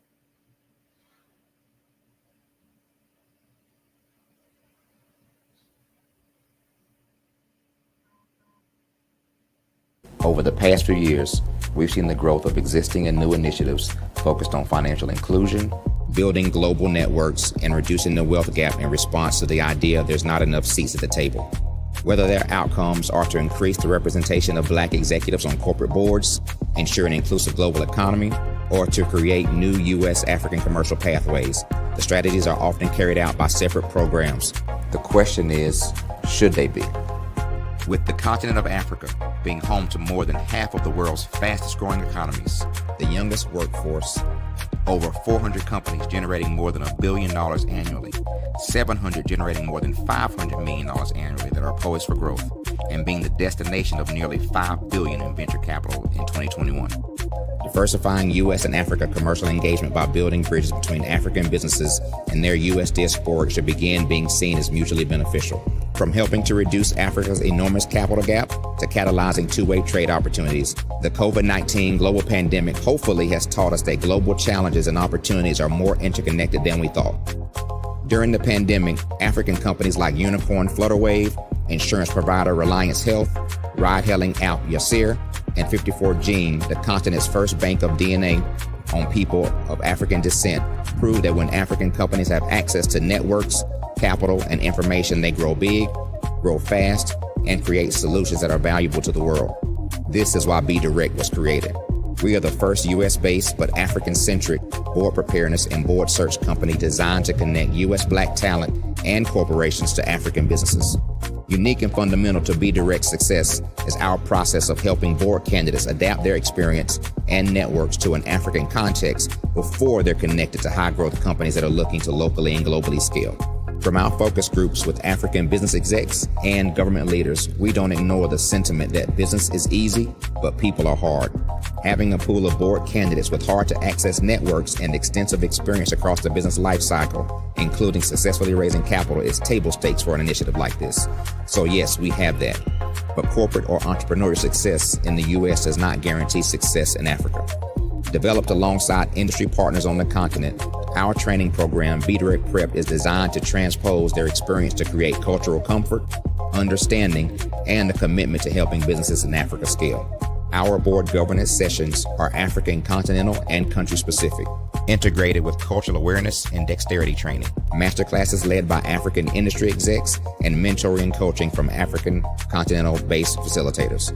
But even more unique to Be Direct Prep, we cap off our training program with an immersion trip to help candidates that have not been to Africa before see and feel Africa's complexity and opportunity from African soil. We all know traditional network-based board placement has historically left a lot of us out of ever really being in the paid board pipeline. Our strategy supports the work of many great organizations that are successfully filling seats at U.S. board tables by creating more tables for those that are still left on the sideline. It's time to start seeing the role and value of U.S. Black talent and businesses on the continent of Africa differently. Old perceptions and habits limit economic inclusion. Let's transition Black talent and the African businesses they will support from the periphery of the global economy to its core. Living in a global lockdown, we all know now how fast local and global economies can change and see the value of having businesses that hire, strengthen local value chains, and even grow globally. Status quo in any form holds back progress. We must democratize U.S.-Africa commercial engagement by socially and economically connecting cultures that have long been disconnected. It's time for Africa's U.S. diaspora to redefine their global value by helping African businesses scale continentally and globally.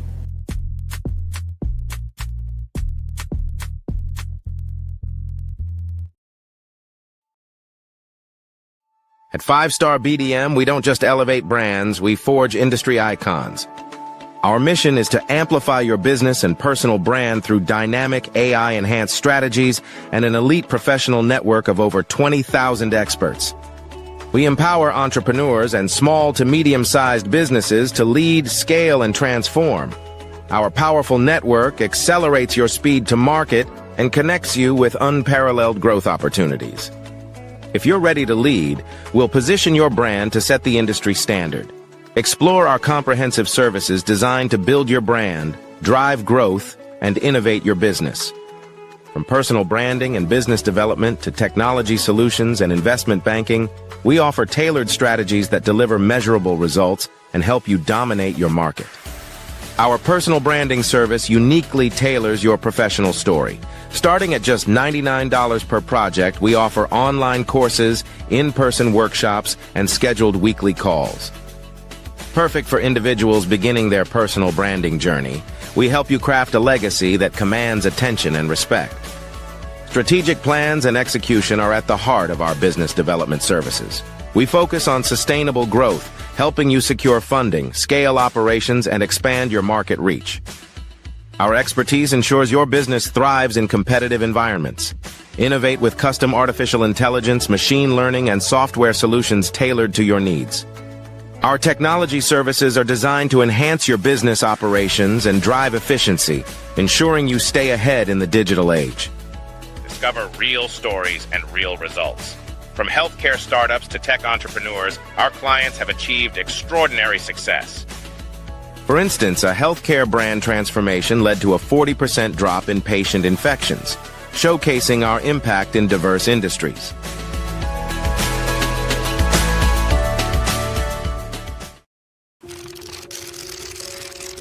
Bravery is not the absence of fear, but the ability to overcome it. We stand for those who defy suppression, who speak out, and those who walk the road less traveled.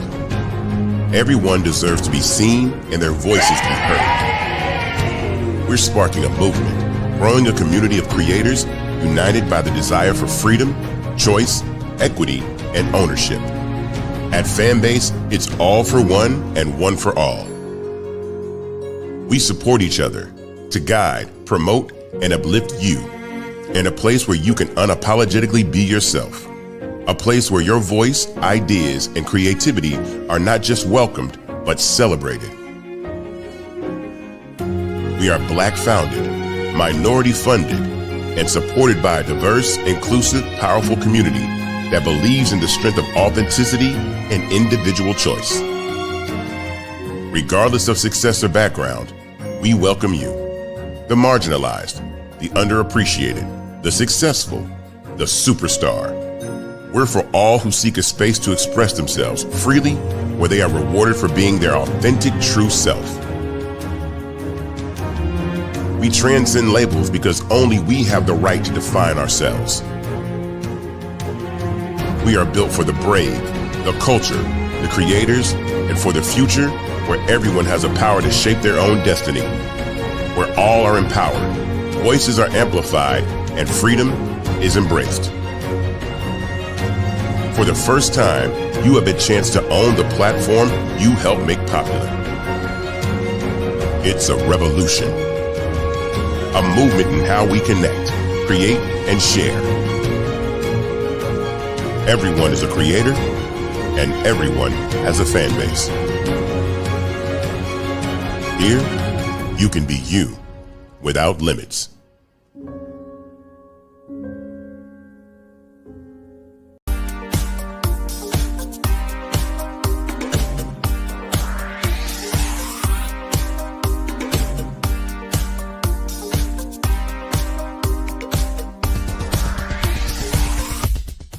I grew up in Flint, Michigan during the 60s, and as a child, I can remember the civil rights movement.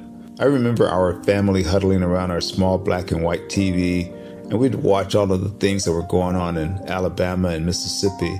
Some of my older cousins were active in the movement, and each week we would have a large Sunday dinner with the extended family, and they would come back and tell us about all of the things that they had seen and done. As a child of about 8 or 9 years old, I always wanted to grow up and be a part of the movement, but by the time I became of age, it was all over. All of the marching was done. I always felt left out, that I didn't get a chance to participate in the civil rights movement. But little did I know that God had another plan for me as a computer instructor and database developer. But even then, it bothered me that I didn't see many people of color in my classes. That is when journalist Dr. John Ray introduced me to Dr. Joel Dudley Sr. and Dr. Eunice Dudley of Dudley Products, who had been mentored by the millionaire S.B. Fuller. Through Dr. Dudley, I was introduced to Dr. Lafayette Jones, past Vice President of Marketing for John H. Johnson of Johnson Publishing, and his wife, Sandra Miller Jones, who was a Vice President at Quaker Oats, and together they created SMSI, a national marketing firm. Dr. George C. Frazier of FrazierNet and the Power Networking Conference, Dr. Jackie Mayfield of ComproTax, founder of the largest Black-owned income tax service, and even billionaire Michael B. Roberts. They all believe that the way to close the wealth gap is through entrepreneurship, because we as a people had to overcome slavery, and secondly, obtain our civil rights to be able to eat in any restaurant or stay at any hotel that we wanted. But the third piece is economic equality. And now I am also convinced that we must become entrepreneurs, and to do so we must embrace technology and a strategy of global networking. That is why I created Every.Black, to use my vast experience as a computer instructor to teach entrepreneurs how to use technology and artificial intelligence in business. Every.Black members are listed in our online website directory, promoted in our digital newsletter, on our social media, and on our podcast.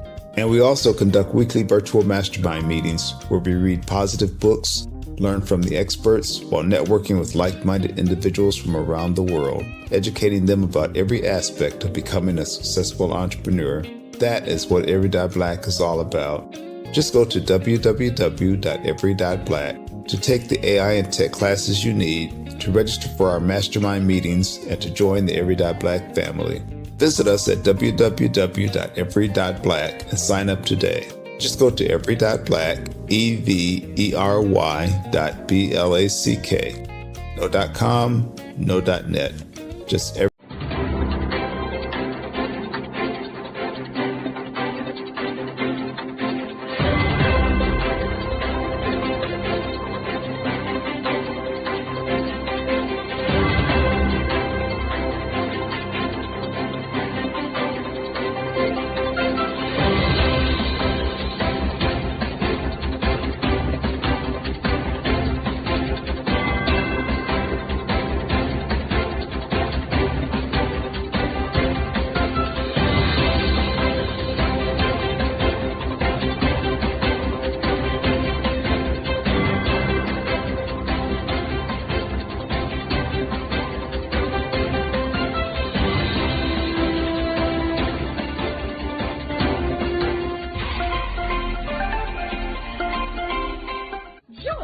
Dr. Eric Kelly III and a host of phenomenal speakers from all around the globe for this 7-day virtual event that you don't want to miss. The mission of the Black Business Expo is to raise scholarship money from kids all the way from high school, all the way from college. The Black Business Olympics is one of the largest Black business showcases in the world. It is an opportunity for businesses and companies to showcase their businesses globally. We are going to be giving away laptops up to $5,000 away to students. Again, I'm Olivia Appleberry, the founder of 2 Cents Finance and one of the speakers for the expo. I am so excited to see you there. For more info, go to www.blackbusinessexpousa.com or call 919-308-9090 and hope to see you there.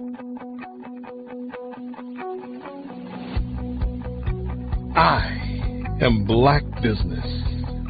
From the moment I wake until the time I sleep. Yes, I am Black Business. I am Black Business. Tell me, are you Black Business? I am Black Business. Do you support Black businesses?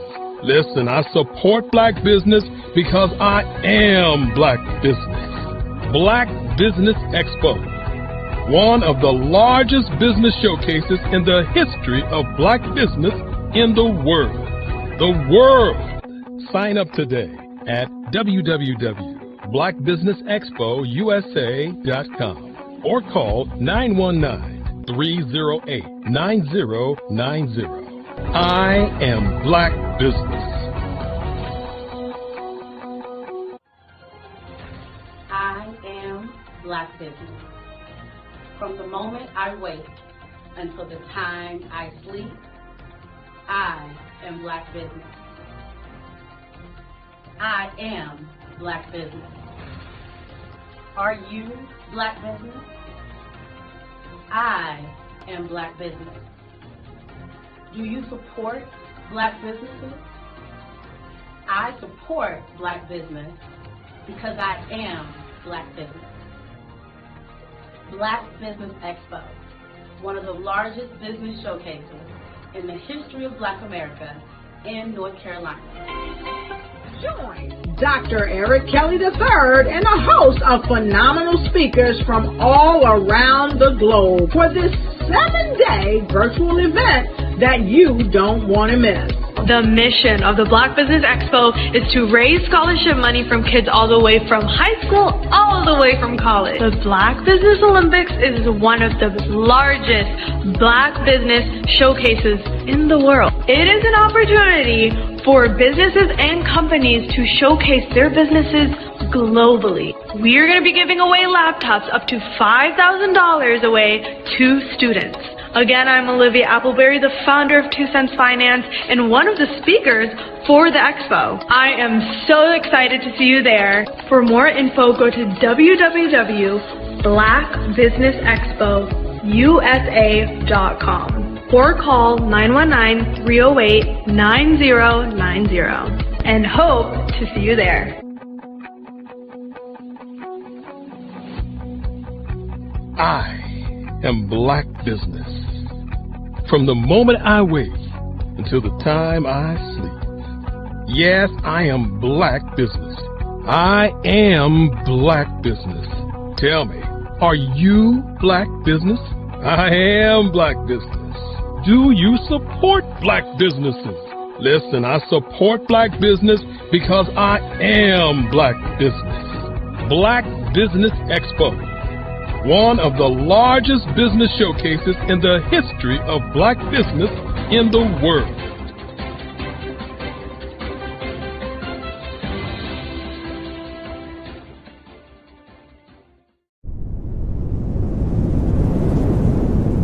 The Black Business Expo's mission is to raise funds for high school seniors going to college or K-12 entrepreneurs. This expo is a fundraiser for students. Please, you may go to www.blackbusinessexpousa.com to donate to the scholarship fund or use the Cash App at BBX USA. Our goal is to give laptops and up to $5,000 to 10 students.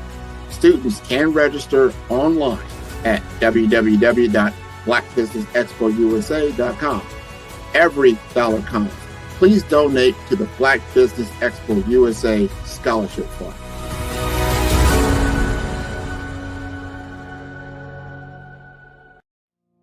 Did you know that approximately 333.34 million businesses exist today, according to a report from 2021? And you may be one of those businesses, or maybe you're not in the business market yet, but you're aspiring to be a business owner. Well, guess what? You're in the right place at the right time. Because let's face it, everything is about timing and opportunity. Hi, my name is Dr. Lotus Richey, and I'm the CEO and founder of the Lotus Richey Coaching and Consulting LLC, along with the Lotus Richey Ignite Show. 15 minutes of success with Dr. Lotus Richey, as well as books to boom your business and bring who you are. And today, I want to bring this amazing message to you about the Black Business Network and the Black Business Olympics. See, the Black Business Network and the Black Business Olympics is designed to help people just like you, that's right, that look like me, to take their business to the next level. Not just in your front yard or your backyard, but globally. The Black Business Network and Black Business Olympics is designed not to just help you survive, but to help you thrive. So join us today as we come together with businesses all around the world to support our students, our children, our young teens, our young entrepreneurs. What we do is we come together to help raise funds for students who are aspiring to be business entrepreneurs, who are aspiring and who are thriving in college. We endow them with a wonderful opportunity to gain scholarship of either a laptop or several thousands of dollars. And we invite you to help be a contributor to this amazing opportunity to help someone that looks just like you. So join us today at our website and let us connect with you and help you ignite and take flight in every area of your life on the Black Business Network and the Black Business Olympics. I'll see you on the other side.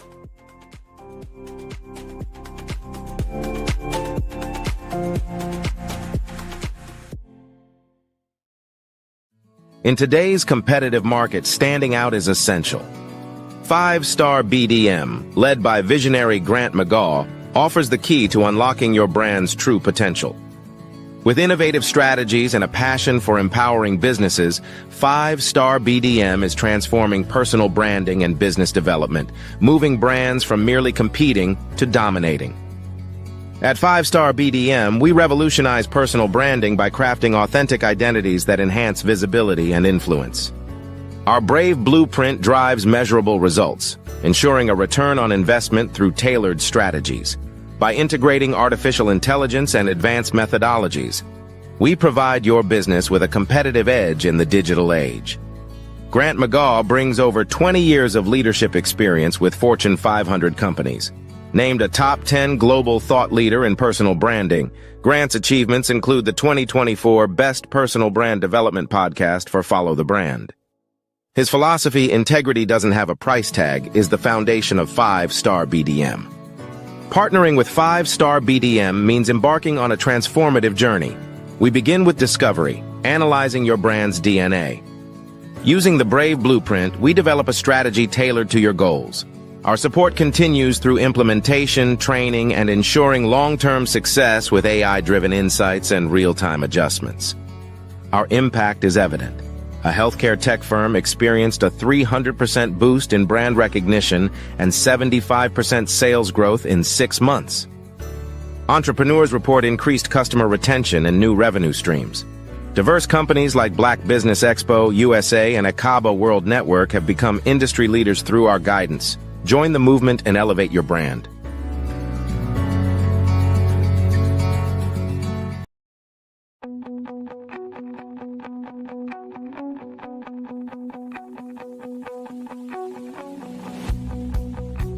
I am Black Business. From the moment I wake until the time I sleep. Yes, I am Black Business. I am Black Business. Tell me, are you Black Business? I am Black Business. Do you support Black businesses? Listen, I support Black business because I am Black Business. Black Business Expo, one of the largest business showcases in the history of Black business in the world. The world. Sign up today at www.blackbusinessexpousa.com or call 919-308-9090. I am Black Business.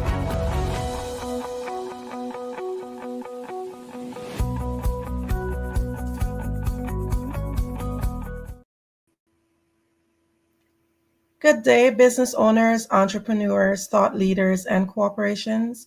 Welcome to the Black Business Network. My name is Andrea Adams, and I am your Black Business Network moderator for this session on the network. The Black Business Network is a 24-hour business network showcasing Black businesses, business owners, entrepreneurs, and thought leaders worldwide. We have speakers from North Carolina, London, Singapore, Africa, Japan, and cities all over the United States. The Black Business Network is a global community sharing its business knowledge to empower, inspire, and educate businesses about business. Our next guest is none other than Jeffrey Hill.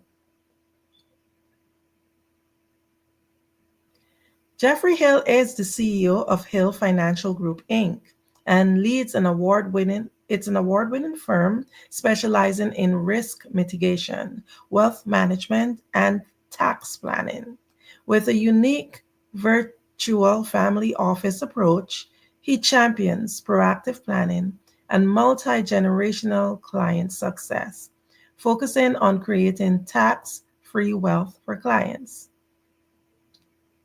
Jeffrey, CEO of Hill Financial Group, he will now delve into some innovative strategies with us that teaches us how to create tax-free wealth through a virtual family office model. I'm more than honored to welcome to the Black Business Network, Jeffrey Hill. All righty. Andrea, can you hear me? Yes, I can. Thank you so much for being here. I'm battling internet issues today, so hopefully we can get through this. My guy was supposed to come at noon, but he showed up 3 hours early. So we'll see. We'll see how it works today. Hello, everybody, and welcome. Yes, well, thank you so much for saying yes. Thank you so much for being here on the Black Business Network. Let's get into it. Now, Alrighty. I see that you are the CEO of Hill Financial Group. Can you just tell us a little bit about what inspired you to adopt the virtual family office model? Okay, awesome question. Like many of you, anybody who's a mover and shaker, if you will, you know, the more you start to get different sources of income and diversity in income, you have to expand your team. Now, I'm a multi-passionate entrepreneur, so I like a little bit of everything. I like a little passive income from real estate. I like some active income in my business. I've dabbled in different things, crypto, stocks, all that fun stuff. And what I realized that even as an advisor, I needed to expand my own team that can bring a level of expertise in areas that I didn't have it in. For example, if I knew I wanted to protect my assets inside of a trust, I'm not an attorney, so I can't write those legal documents. I need to bring an attorney to the table. And sure, I can talk about tax strategies, but I'm not the person that's deeply involved in learning the different parts of the tax code well outside of the scope of what I do as an advisor. And so when I started looking at my core businesses in life and how everything was set up, I knew my team personally needed to expand, but I also know there are other people out there that look like me who have different things going on and they needed a diverse team, but they needed a quarterback more than anything. So when I looked at just kind of what was going on in my own life, I saw an opportunity for me to expand the way I showed up in the marketplace, and the virtual family office was a way for me to do that. Wow, amazing. Very, very innovative. Now, how does your firm achieve a 98% client retention rate? That is Showing up, communicating, and providing proactive and holistic services. And so when families come to me, they don't typically come with just one thing that they need. They have a multiple of things. So when I show up and I ask them, how proactive do you want us to be? And I can exceed those expectations, that is what gets that higher stickiness rate. And when you start to weave in more of those bubbles like the risk mitigation, wealth management, and tax planning, you are deeply involved in somebody's financial life. And to replicate that with another advisor who doesn't have everything that we offer is extremely hard. And so most people, let's say, for example, if I was a CPA, most CPAs have very sticky businesses, meaning people are not trying to change CPAs every single year. I got my guy, he's been my guy for years, he did my parents' taxes, and a lot of times it stays in the family, right? And so when you look at that, the more I can integrate with those other professionals, I increase my stickiness as well. Because now they have a whole team who's looking at their life instead of one person being, hey, this is my tax guy, this is my insurance guy, this is my investment guy, but nobody's having those conversations together. So holistically, that the what we provide gives us a stickiness to where that retention rate is high. that's amazing. Very, very strategic. Can you explain the infinite banking concept and what are its benefits? Whew, man, where do I even start with that? So, infinite banking was a concept pioneered by a guy named Nelson Nash. He came from the Austrian School of Economics. And so, what infinite banking is when you utilize the contractual nature of cash value life insurance. So, people have probably heard the old phrase buy term and invest the difference, right? That's buying some term insurance that has no cash value. It's called pure death benefit. It only works when you die, and you're investing the rest of your money into the stock market, hoping that the stock market is going to give you a return. So when you're ready to retire, you got something there. Infinite banking is a little bit different. Okay. So when you think about how banks make money, banks lend you money, they charge you interest. And there's something called fractional reserve banking to where when you put $1 in the bank, they can loan like 90% against it. So they basically multiply your money by 10, and they turn around and give you a loan for your mortgage, for your car, for your credit cards, and they charge you crazy interest rates, right? And meanwhile, while you have your money parked there, they're giving you next to nothing for the return on your money. And so, infinite banking, when you understand how life insurance works, life insurance is based on contract law, not tax law. And since the government can't make rulings on existing contracts, people who have these policies that are already in place are grandfathered in. And so what we do is we combined the way we design a cash value life insurance policy to keep the expenses low. So like your cost of insurance and all the other benefits, you want to keep that low and you want to overfund it. The more money you put into it that's over and above the expenses, there's liquidity there. And so now, if you needed access to capital, you can borrow against the policy. It can still grow as if you never touched the money because you are collateralizing access to the money. Similar to like, let's say you had a mortgage and you went and you took a HELOC out, home equity line of credit. So you're tapping into the equity of your home, but it doesn't decrease the value. If they put a shopping center and some other cool stuff near you, that can still drive up the price of your home even though you have equity that you pulled out. That's kind of how it works inside the life insurance, but there's way more leverage and liquidity inside of it. And you don't have to qualify for a loan. As long as you have cash value inside your policy, you can make multiple loans in the same year. You can pay it back whenever you want to. There's no prepayment penalties or schedules. So it's completely different when you understand having access to capital and the additional benefits you get using life insurance. So I initially learned about infinite banking before I ever got into the industry. I was in my work truck in my previous profession, and I remember hearing an advertisement talking about this tool, this financial tool that has never lost money in 200 years. It's guaranteed to grow every year. You have access to it. It's tax free. You got a death benefit. I'm hearing about all these features, and I'm like, well, nobody's ever told me about that. What is this thing? I want to figure out what it is. because 401ks have always been kind of weird to me. I have to give you access to my money, and I can't have any control or access to it until I'm 59 and a half. Or what if I want to do other investments? There's stipulations on how I can access my money. Cash value life insurance didn't have all those same rules. And so when I started digging deeper, I saw that a lot of wealthy and famous people, politicians, business owners, McDonald's, Ray Kroc, J.C. Penney, John McCain, all these people, these names that I knew of had cash value life insurance policies, and they use that to help accelerate the growth of their business, even the Rockefellers. And so if my goal is to become wealthy, I have to do what the wealthy do. Wealthy people have cash value life insurance that they use, and they also have they have family offices. And so I just started to marry a lot of the concepts that I have been learning along the way. And that's how I discovered infinite banking and how I started to help clients create it as well. Wow. Okay, so what are the key components of your proactive planning process? All right. And so we're looking at risk mitigation, wealth management, legal services, business advisory, and tax planning. So those are the key areas. So when you look at somebody's picture, their financial picture, it's either their personal planning, their business planning, or their advanced tax planning that they have issues in. And so we kind of fit in the middle of that, saying, all right, well, how do you need us to serve you? What's those things that keep you awake at night? Is it, hey, I'm getting close to retirement and I don't know if I've saved enough? Okay, great. Then maybe we need to look at risk mitigation and wealth management. Or maybe you have done a great job planning and you're concerned about how you're going to leave your assets to the next generations. Are they going to be subject to creditors and predators if you just leave the money outright? Or a lot of what I see in the Black community is, well, I don't want to leave them anything because they're just going to blow it, right?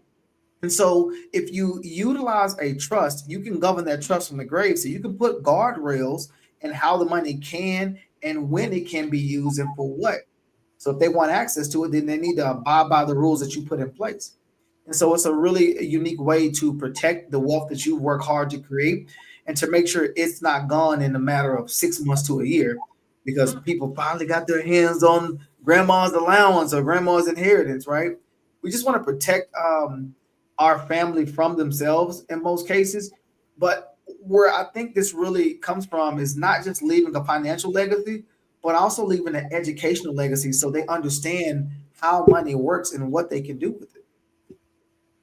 Amazing. You're talking about family. You mentioned before about generation, making sure that clients are able to stake in your strategies to keep them there. So can you just give us a little bit more on how you're able to maintain multi-generational relationships with your clients? So oftentimes when clients come to me, no matter what their educational background is as it relates to money, they're finally starting to put the puzzle pieces together. It's the difference between, like, if you were a golfer, right? Let's say you ever play golf, you know, you got to have your set of clubs, but you can go to the golf course and not know what to do, even though you have the best clubs in the world. But when you start learning, somebody's working on you with your swing and how to actually use the clubs. Well, any advisor is going to have access to the same products, right? The same clubs. But how you use those make the world of a difference. And so I go a little bit deeper than just a product. I talk about the process and how these different products work, because a product has a certain set of attributes. Those attributes are going to solve a certain set of problems. And so as I've been able to kind of open somebody's mindset to how the tools work together, they're inspired to make sure their family members are also well equipped. Because if you are married and let's say you have children, okay, what happens to your children if something happens to you and your husband? Who's the godparents? Are the godparents financially savvy as well? Because if you're leaving money behind and the godparents' job is the responsibility to make sure the kids are okay, you might want to make sure they have their financial house in order, right? And so the reason why I get generational clients is because I'm talking about how we can create wealth. And if we're talking about creating wealth, who are we passing this wealth to if something happens to us? And so now I need to go actually have a conversation with that person as well, because the first time I call a child or an uncle or whatever. I don't want it to be to deliver a death claim. There's no valid relationship there. And they might have another advisor in place who might not necessarily do the same type of planning. And so the more I can meet other people's family members and work with them and their children, that allows me to go not only deep, but also wide in the family. So I have clients who are saying, listen, I need you to talk to my son now. I need you to talk to my sister. Hey, my parents are getting up in age a little bit. They got some stuff in place, but I don't know if they have everything. Can you take a look at their stuff as well? And so now I'm going up, as in like the upper generation, the lower generation, and then the generations across as well. And I'm coordinating a lot of this stuff. And I've even had families saying, listen, can I just get all the family heads together and we just do like a big presentation, especially around the holidays, because typically people are around and you're seeing how many people maybe didn't make it the last year. And maybe you've heard about what they did or didn't have in place. And these conversations become more real when a lot of the family members are around. And so it gets us talking, which is a good thing, because one thing that happens generationally in the African-American family is we don't sometimes talk about money, right? We were told by great grandma and them, listen, don't tell nobody what you got. Put it in the mattress, put it in the can, bury it in the backyard, but don't talk about the money, because and it's just all this stuff that we have to break generationally in our lineage when it comes to money. We need to be openly talk about what we're doing. What are we investing in? How are we protecting it? How are we growing it? What's the plan for the money? Does it have a responsibility? And now we're going to know how we as a family can work together to change the narrative of our last names. Amazing. This is a lot of great stuff, and I'm just grateful for this. And I know the audience is just taking it all in. Now, what or how do you tailor your services for your upper middle income families? Awesome. So everything starts with process for us. And we want to go through something called a CIQ, a client information questionnaire. The first couple of pages is just kind of general information, mother, father, what are your ages, how many kids you have.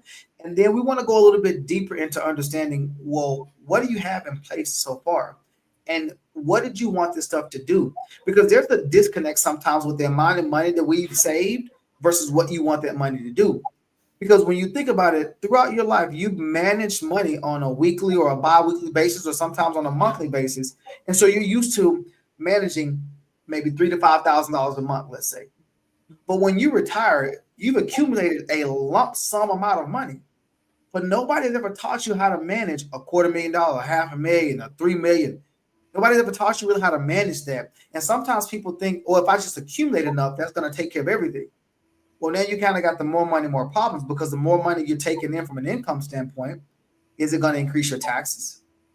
Now, is that going to make your Social Security taxable? Now, is it also going to make your IRMA, your Social Security, Medicare, Medicaid, all these prices go up? And so you really have to understand it's not just an accumulation conversation. It's a distribution conversation as well. So my upper and middle income families have the same problem sometimes as a lower income family. Sometimes they can just write bigger checks to solve those problems, or maybe they actually have the money to solve the problem. Because if somebody, let's say is only making like $75,000, but maybe they inherited some land and some assets, they still might want that in a trust, but a trust might cost them, depending on what kind, $3,000 to $7,000 at a minimum. Or maybe they don't have that liquid, even though they have it in assets. Well, somebody who's worth $5 million could easily write that check for $7,000 to get some planning done, right? And so a lot of it's just really understanding where that person is. You got to meet them where they are. But at the core, what keeps you awake at night? And if I can solve your top 3 issues, what would that be? Okay, let's prioritize. So my algorithm is going to let me know what planning opportunities do we have. And then I want to know from you, out of all these opportunities to plan for, well, what makes the most sense to you? Now let's prioritize that. And that becomes our initial blueprint on where we want to start. And this is why the retention rate is so high and the stickiness is there, because I'm solving directly the things that you want. Our company motto is we want to create financial security and peace of mind. And so if all I did is help you do those 2 things, why would you not want to continue working with me if now you have financial security and peace of mind? Yeah. Financial security, peace of mind is definitely top on anybody's list. Now, can you say what role does CPAs play in your growth strategy? Absolutely. So CPAs have a very unique business, okay? Because you have to file taxes every year, even when you are retired. Listen to me, people. Just because you are retired does not mean you can stop filing taxes. You still need to file, okay? And so when you have a annual deadline on when you need to file, that creates a sense of urgency, right? But that's from a compliance standpoint. I have to file by April 15th or October, or whatever. But then when we talk about tax planning is not so much about filing, it's about let me help you understand the different things in the tax code that you can take advantage of to reduce your taxable income. So there's a difference between tax deductions and tax credits. For example, the government might say, hey, listen, we're trying to be energy independent. We want you guys to invest in green technology. We'll give you a tax credit, meaning if you put $1 in, we'll give you the credit for 3. And so let's say your tax bill was going to be $100,000 and you have a 3-to-1 leverage. That means if I put about $35,000 into this green energy, they're going to give me a credit for $100,000. I just now reduced or eliminated my tax bracket. And so when I look at tax planning, I'm working with CPAs to figure out, hey, what other opportunities do my clients need that can help reduce their tax bill? Because if we can reduce that tax bill, instead of you having to pay $100,000 to the government, if you only got to pay 30, and we save you an extra 70, well, now what do we need to do with this $70,000 we just recaptured? Oh, let's put into some of these other strategies to help power up your wealth. And so it's a very synergistic relationship between me and the CPA. Unfortunately, though, let me say this. A lot of CPAs only focus on compliance. Like a lot of people who are making a lot of money, because it's stickiness, they'll still go to H&R Block. They'll still go to Jackson and Hewitt. And nothing against those, but they don't necessarily do tax planning. They can talk about some of the deductions because their software has it in there. But somebody who's equipped and have taken extra steps to learn about different credits, they're going to be more effective from a tax planning standpoint. And so I have a very diverse team of professionals that specialize in different parts of the tax code that can either replace your CPA or work alongside of them. We prefer to work alongside of somebody you're already comfortable with. I never want to replace a good relationship that is working for you. But sometimes what I find is I have clients coming to me saying, listen, my CPA is not as aggressive as I want them to be. I pay some unnecessary taxes, and I know there's strategies out there. Who can I go to? Do you have somebody that's more aggressive? They don't mind putting this up in place? Absolutely. Let's go. And I have the team that are equipped to do that. That's absolutely amazing. Wow. So, what strategies do you use to create tax-free wealth for your clients? Okay. And so when you think about tax-free wealth, right, there's only 3 tools essentially that can give us tax-free income in retirement. Okay. First tool is going to be a Roth characterization, whether that's a Roth 401k or a Roth IRA. The way Roths work is typically I have my money, I've already paid taxes on me, and I got my paycheck. Then I go invest it in a Roth IRA. Okay. It grows tax deferred, meaning I'm not getting a 1099 throughout the accumulation phase. And when I'm ready to take the money out, my distributions are tax free. Same thing with a Roth 401k. They're just taking it out of your paycheck before you actually get it, but it's still done on an after tax basis. Okay. Then you have tax-free municipal bonds. Muni bonds are federally tax exempt, only federal.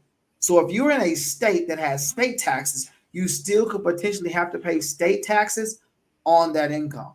Now, there are also some caveats in terms of how much you can earn. Like you can earn too much money and you can't qualify for a Roth IRA directly.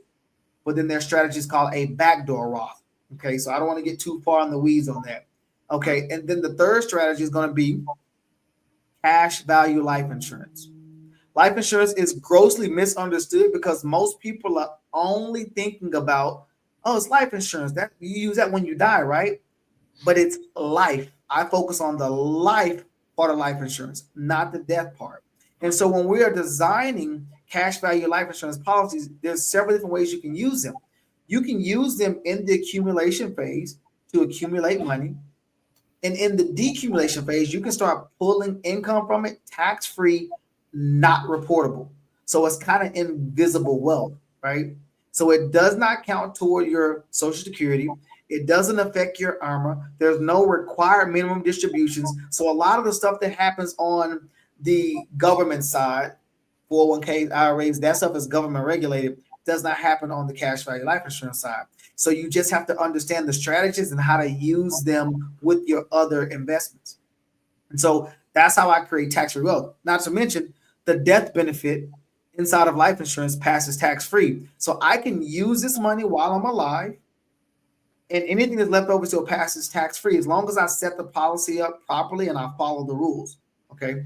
And there's some other tax planning strategies, but those are the key ways that we look at tax-free income. Like people can use an HSA technically, and they can use it to create and pay for their expenses in retirement in terms of their health stuff tax-free.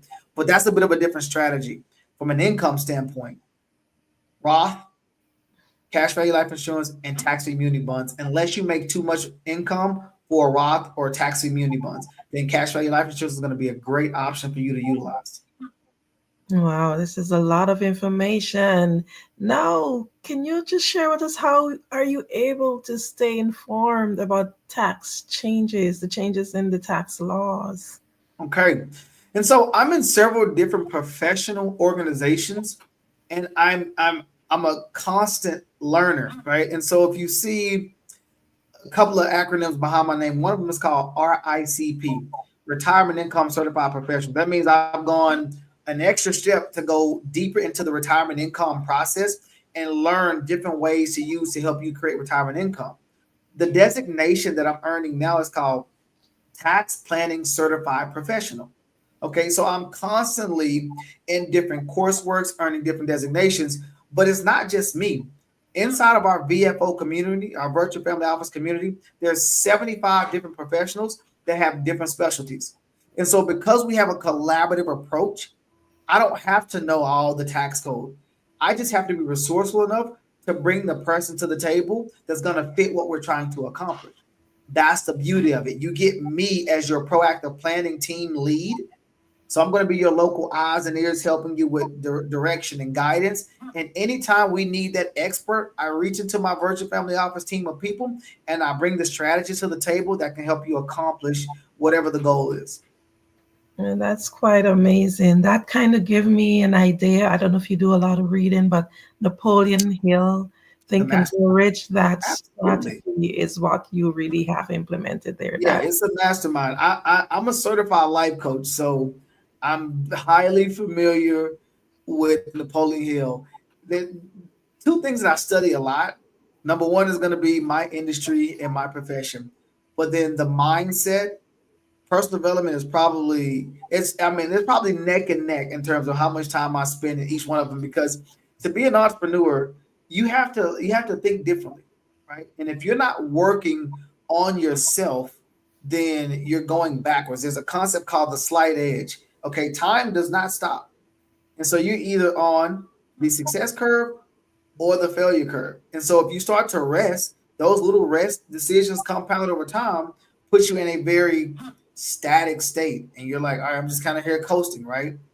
But when you're always working on expanding your IQ and how you serve, then you're always going upwards, because the spirit is for always greater expansion and fullness. And so I have to continue to grow myself, because that makes me more effective for other people. And I can definitely see that you are doing that. Now, can you share a success story? I love stories and people love stories. Can you share success stories of risk mitigation for a client? I'm going to share a story, and it's probably going to feel a little bit different than what you're asking. My personal story kind of starts back in 2004 when I graduated college. The year before I graduated, my sister passed from a rare lung cancer. And as a family, I saw what happened when you don't have planning in place. And I remember sitting there like in tears just over the loss of my sister and listening to my mother have to make phone calls to borrow money to bury my sister. And I'm thinking like this shouldn't be a thing. You know, we didn't have to go as far enough to put the milk jug and you know, the little cans at the grocery store or whatever. But I still remember her making those phone calls. 7 years later, I became an advisor. And that was the first time we had that conversation about life insurance in my family. And I remember asking my mother, hey, why don't we have life insurance? And she said, I don't know. Nobody ever asked. And in my mind, I'm thinking, you buried a child. Like, who would have to ask you to go do planning at that point? And so when I graduated college, there's a couple of things that I knew about myself. I knew I loved to travel. I knew I loved to meet new people. And I knew I love helping people out. I have a servant's heart.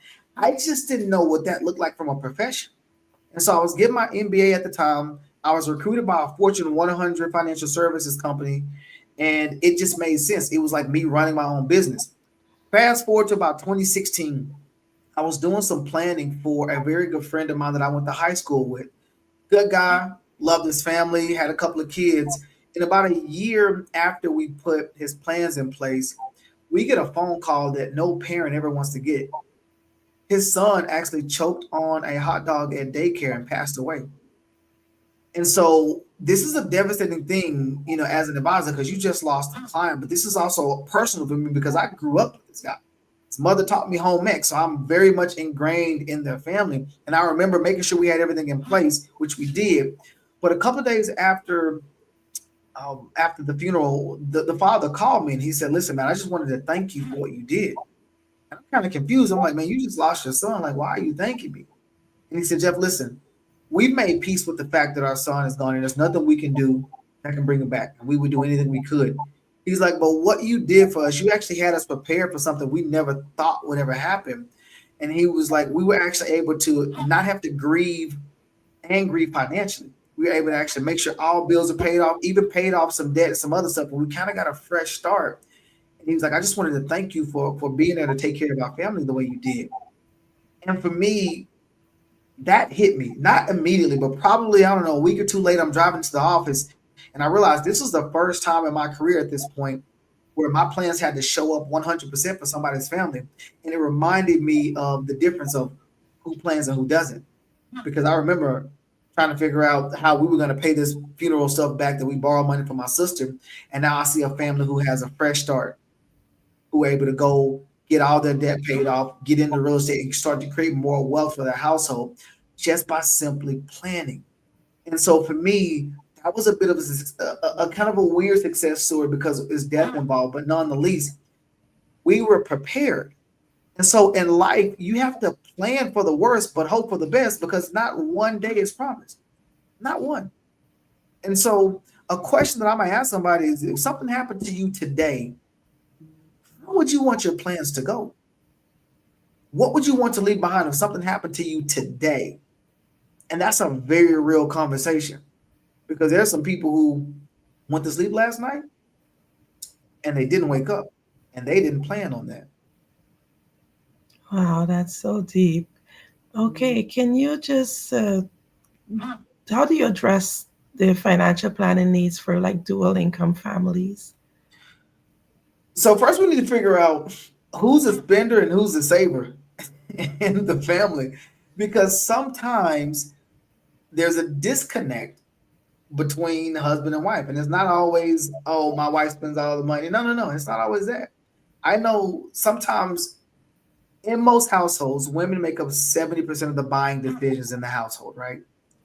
And so it's not necessarily who makes the most money. Sometimes somebody makes a lot of money, but that doesn't mean they're good with it, right? I know a lot of doctors, no offense to doctors, they're very good at making money, but sometimes they're not very good at managing it because they make so much money and it's a drop in the bucket. I remember doing some planning with a guy, and this was when 2007 and 8 kind of rocked everybody. He's like, listen, Jeff, 2 years ago, I wouldn't even be talking to you. And I was like, well, why not? And he said, well, I was making $40,000 a month. My bills were $25,000 a month. And that was a drop in the bucket. We still have $15,000 left over. He's like, so when you're making that kind of money, you don't think about trying to sit down with somebody and plan. He's like, now my bills are still $25,000 a month and I'm only making 15.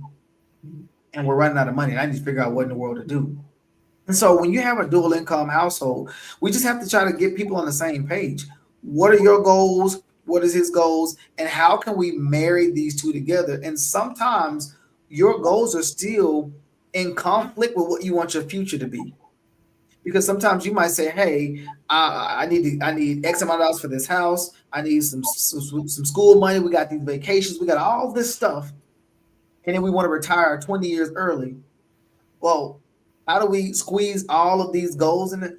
And sometimes it's not possible with the level of income that you have, even when it's dual income. And so we have to just kind of clear the space and say, all right, let's map out what you want, and let's figure out where the give and take is. And let's figure out now in your lifestyle, how much of your lifestyle do you need to lower a little bit to create room for your goals? It's easier sometimes when you got dual incomes because there's more to work with. And so we can focus on paying the household bills of one person's income and we can save all this other person's income. Oh, that's phenomenal, right? But that's not always the case because there's something called lifestyle creep. Lifestyle creep is where, hey, I'm single, I'm making a certain amount of money, and here's my lifestyle. I get married, I bring this extra income. Ooh, hey, we can afford bigger cars. We can afford more expensive cars. We can afford a bigger house. And we increase our lifestyle now to match this level of income. And sometimes we might lose a job, but that income is lost. That lifestyle didn't drop. And so now you kind of get this squeeze on your financial future. And so we just figure out what it is you're trying to accomplish and where the give and take is. And then let's put a plan in place. Well, thank you so much. That is a lot of really great information. We're coming up upon the hour. So can you quickly tell the audience how they can get in contact with you? Absolutely. So I'm on pretty much every social media platform. Sorry for you TikTok people out there in the US. But on Instagram, HFGINC, that stands for Hill Financial Group Incorporated. So HFGINC on Instagram. If you go to Facebook, type in the Hill Financial Group, you will see me. And you can also go to my website, thehillfinancialgroup.com. So that's THEHILL financialgroup.com. And of course, email's the same, Jeff at the Hill Financial Group. If you need to email, if you have any burning questions. And I do have a line that you can actually call. That number is 501-291-0708. You can reach out to me via text or a phone call, and let's sit down and have a strategy session to figure out where you are so we can see if we can be a resource to you. Well, thank you so much, Jeffrey Hill. Thank you for being here on the Black Business Network. We look forward to interviewing you again and Absolutely. getting some more information out there to the people. Looking forward to it. Thank you for your time, Andrea. Genius is common, and I'll see you on the other side. The Black Business Expo's mission is to raise funds for high school seniors going to college or K-12 entrepreneurs. This expo is a fundraiser for students. You may go to blackbusinessexpousa.com to donate to the scholarship fund or use the Cash App BBX USA. Our goal is to give laptops and up to $5,000 to 10 students. Students can register online at blackbusinessexpousa.com. Every dollar counts. So we want to remind you to donate to the scholarship fund. We want to thank our Black Business Expo USA sponsors for January 2025. NC 100, Suede Soul, Carolina, Virginia Minority Supplier Development Council, Step Management, Margie McLean Foundation, Inc., Genius is Common, Executive Women Success Institute, The Quality Coaching Company, Superwoman Business Services, Creative Force Studios, Lee Entertainment, Black Business Olympics, Artistic App Design, Banks Law Firm, Black Business Expo USA. Genius is common, and I'll see you on the other side.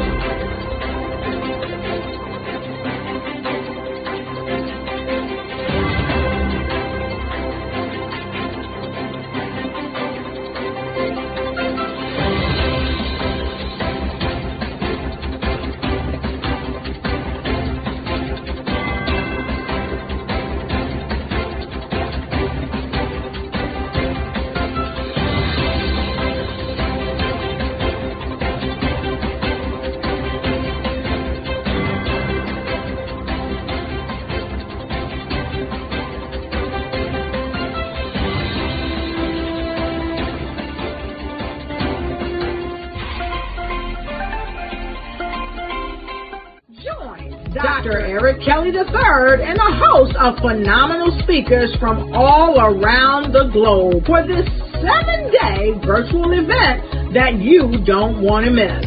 The mission of the Black Business Expo is to raise scholarship money from kids all the way from high school, all the way from college. The Black Business Olympics is one of the largest Black business showcases in the world. It is an opportunity for businesses and companies to showcase their businesses globally. We are going to be giving away laptops up to $5,000 away to students. Again, I'm Olivia Appleberry, the founder of 2 Cents Finance and one of the speakers for the expo. I am so excited to see you there. For more info, go to www.blackbusinessexpousa.com or call 919-308-9090 and hope to see you there. I am Black Business. From the moment I wake until the time I sleep. Yes, I am Black Business. I am Black Business. Tell me, are you Black Business? I am Black Business. Do you support Black businesses? Listen, I support Black business because I am Black Business. Black Business Expo, one of the largest business showcases in the history of Black business in the world. The world! Sign up today at www.blackbusinessexpousa.com or call 919-308-9090. I am Black Business. I am Black Business. From the moment I wake until the time I sleep, I am Black Business. I am Black Business. Are you Black Business? I am Black Business. Do you support Black businesses? I support Black business because I am Black Business. Black Business Expo, one of the largest business showcases in the history of Black America in North Carolina. Join Dr. Eric Kelly III and a host of phenomenal speakers from all around the globe for this 7-day virtual event that you don't want to miss. The mission of the Black Business Expo is to raise scholarship money from kids all the way from high school, all the way from college. The Black Business Olympics is one of the largest Black business showcases in the world. It is an opportunity for businesses and companies to showcase their businesses globally. We are going to be giving away laptops up to $5,000 away to students. Again, I'm Olivia Appleberry, the founder of 2 Cents Finance and one of the speakers for the expo. I am so excited to see you there. For more info, go to www.blackbusinessexpousa.com or call 919-308-9090 and hope to see you there.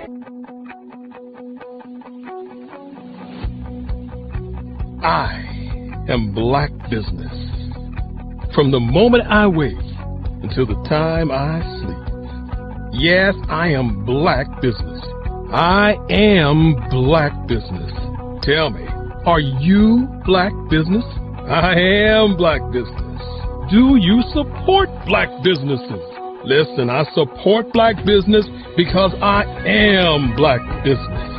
Black Business Expo, one of the largest business showcases in the history of Black business in the world.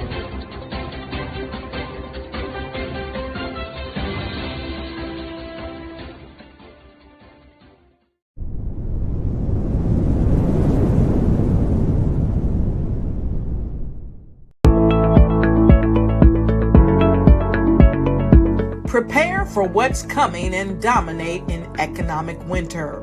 Stand strong and thrive by showcasing your great products and services globally through the Black Business Network and Black Business Olympics.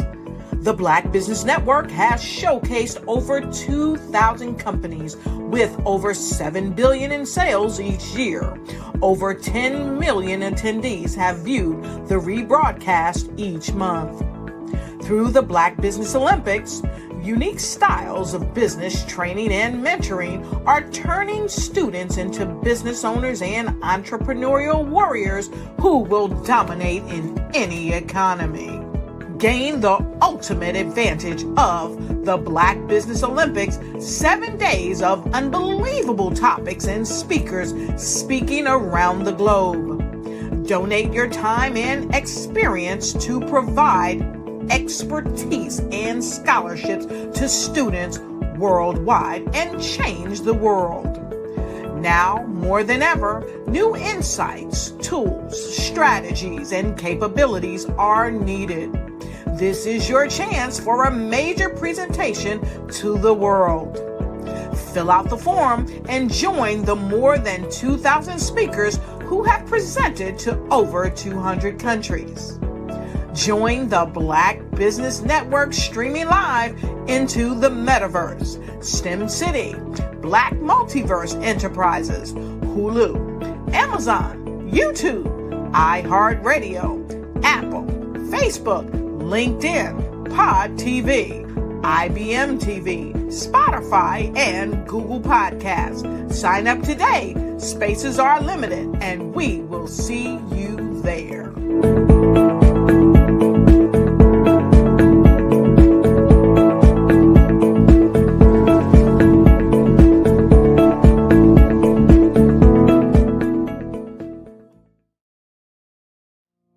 Did you know that approximately 333.34 million businesses exist today, according to a report from 2021? And you may be one of those businesses, or maybe you're not in the business market yet, but you're aspiring to be a business owner. Well, guess what? You're in the right place at the right time. Because let's face it, everything is about timing and opportunity. Hi, my name is Dr. Lotus Richey, and I'm the CEO and founder of the Lotus Richey Coaching and Consulting LLC, along with the Lotus Richey Ignite Show. 15 minutes of success with Dr. Lotus Richey, as well as books to boom your business and bring who you are. And today, I want to bring this amazing message to you about the Black Business Network and the Black Business Olympics. See, the Black Business Network and the Black Business Olympics is designed to help people just like you, that's right, that look like me, to take their business to the next level. Not just in your front yard or your backyard, but globally. The Black Business Network and Black Business Olympics is designed not to just help you survive, but to help you thrive. So join us today as we come together with businesses all around the world to support our students, our children, our young teens, our young entrepreneurs. What we do is we come together to help raise funds for students who are aspiring to be business entrepreneurs, who are aspiring and who are thriving in college. We endow them with a wonderful opportunity to gain scholarship of either a laptop or several thousands of dollars. And we invite you to help be a contributor to this amazing opportunity to help someone that looks just like you. So join us today at our website and let us connect with you and help you ignite and take flight in every area of your life on the Black Business Network and the Black Business Olympics. I'll see you on the other side. What if you could build your own city? A place where every child can find nurturing people to help them achieve their full potential. A place where every adult can access job training support. Where health education is abundant. Where social justice ruled the land. A place without limitations. Welcome. You have arrived at STEM City USA. It is what every city should be. a safe and trusted community where you find people and resources to help you become everything you are and beyond. STEM City is unlike anything you have ever experienced. It is a digital twin of the world around you, only better. STEM City is about energy and soul renewal. It is more than a digital world. You can almost feel the power of live cultural events, music, and theater. STEM City promises a better future for children with caring mentors and hands-on activities with dedicated tutors to support our youth. STEM City is your passport to a healthy lifestyle with weekly events addressing our community's many issues. STEM City is your financial well-being with helpful information on wealth management, career advancement, job training, and so much more. STEM City is the community you deserve. It is the city where your dreams can come true. STEM City USA, a place in the sky that is accessible to all who reach for the stars.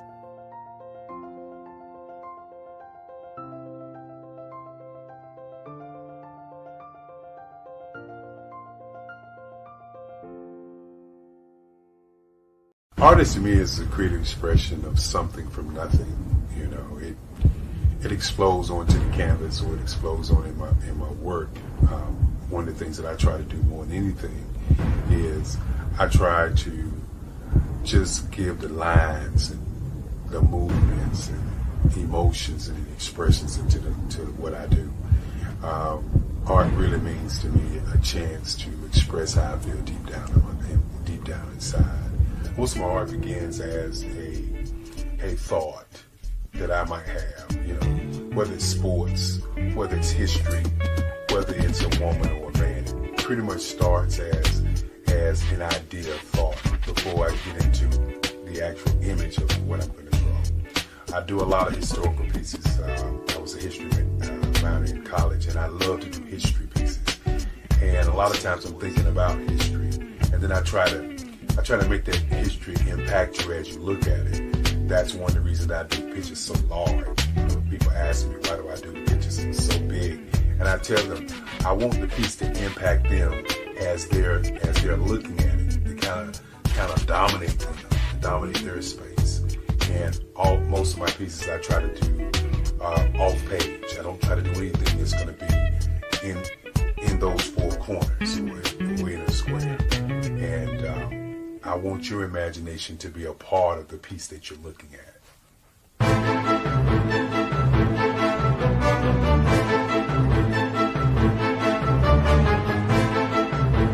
The Black Business Expo's mission is to raise funds for high school seniors going to college or K-12 entrepreneurs. This expo is a fundraiser for students.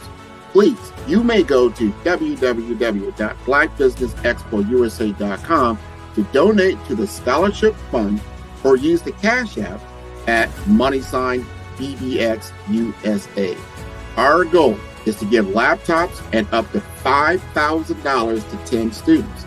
Students can register online at www.blackbusinessexpousa.com. Every dollar counts. Please donate to the Black Business Expo USA Scholarship Fund.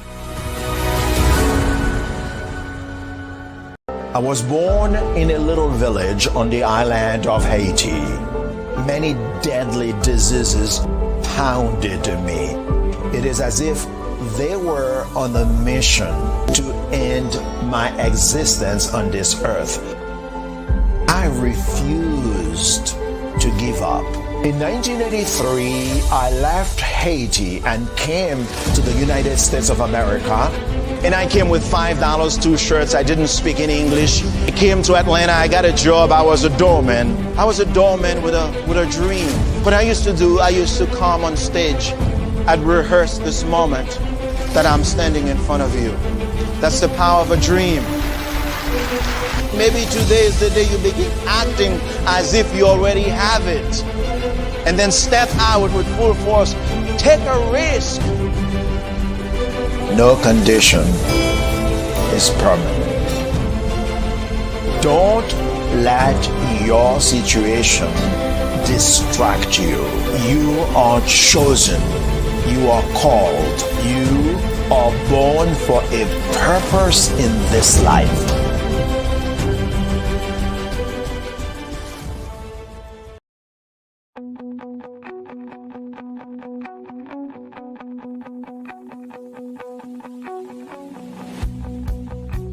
I am Black Business. From the moment I wake until the time I sleep. Yes, I am Black Business. I am Black Business.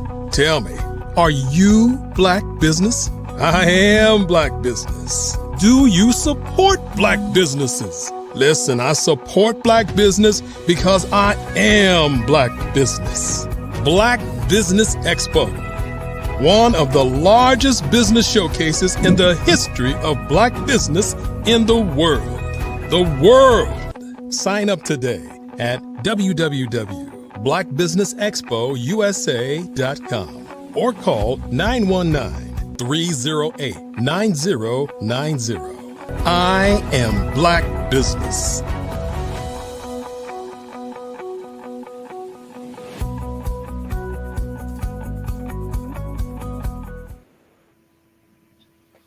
Good morning, business owners, entrepreneurs, thought leaders, and corporations. Welcome to the Black Business Network. My name is Andrea Adams, and I am your business moderator for this session on the Black Business Network. The Black Business Network is a 24-hour business network showcasing Black businesses, business owners, entrepreneurs, and thought leaders worldwide. We have speakers from North Carolina, London, Singapore, Africa, Japan, and cities all over the United States. The Black Business Network is a global community sharing its business knowledge to empower, inspire, and educate businesses about business. Our next guest is none other than Dr. Stephanie Hopkins. She is a visionary entrepreneur and CEO of Black Wall Street Title LLC and Embracing Life Development Inc., dedicated to empowering underserved communities through estate planning and property financial literacy. She transforms complex property rights into opportunities for generational wealth while addressing racial economic disparities. Her mission focuses on preserving affordable housing and fostering financial sustainability. It is my pleasure to welcome to the Black Business Network, Stephanie Hopkins. Hello, how are you, Miss Adams? I am doing well today, Stephanie. How are you? I am blessed and highly favored. Thank you for asking. Great. I'm just excited to dive into this interview. I know it's going to be filled with a lot of great nuggets. Can you tell us what inspired you to find Embracing Life Development Inc.? Yes, so my nonprofit, Embracing Life Development Inc., is in remembrance of my mom, who took the time to show me how to protect her kingdom that she built for her family and for her future descendants through the open secret of estate planning. Amazing. Oh, yes, there's definitely wealth there and a solid foundation, no pun intended. Now, what challenges have you faced in the early stages of your nonprofit? So, our biggest challenge has been securing funding. We've reached out to several banking institutions, grocers, or anyone that meets or aligns with our mission. And we advise them up front, via email that we acknowledge that we don't meet all the requirements, but, is there anything else that we can do in lieu of these requirements to gain support?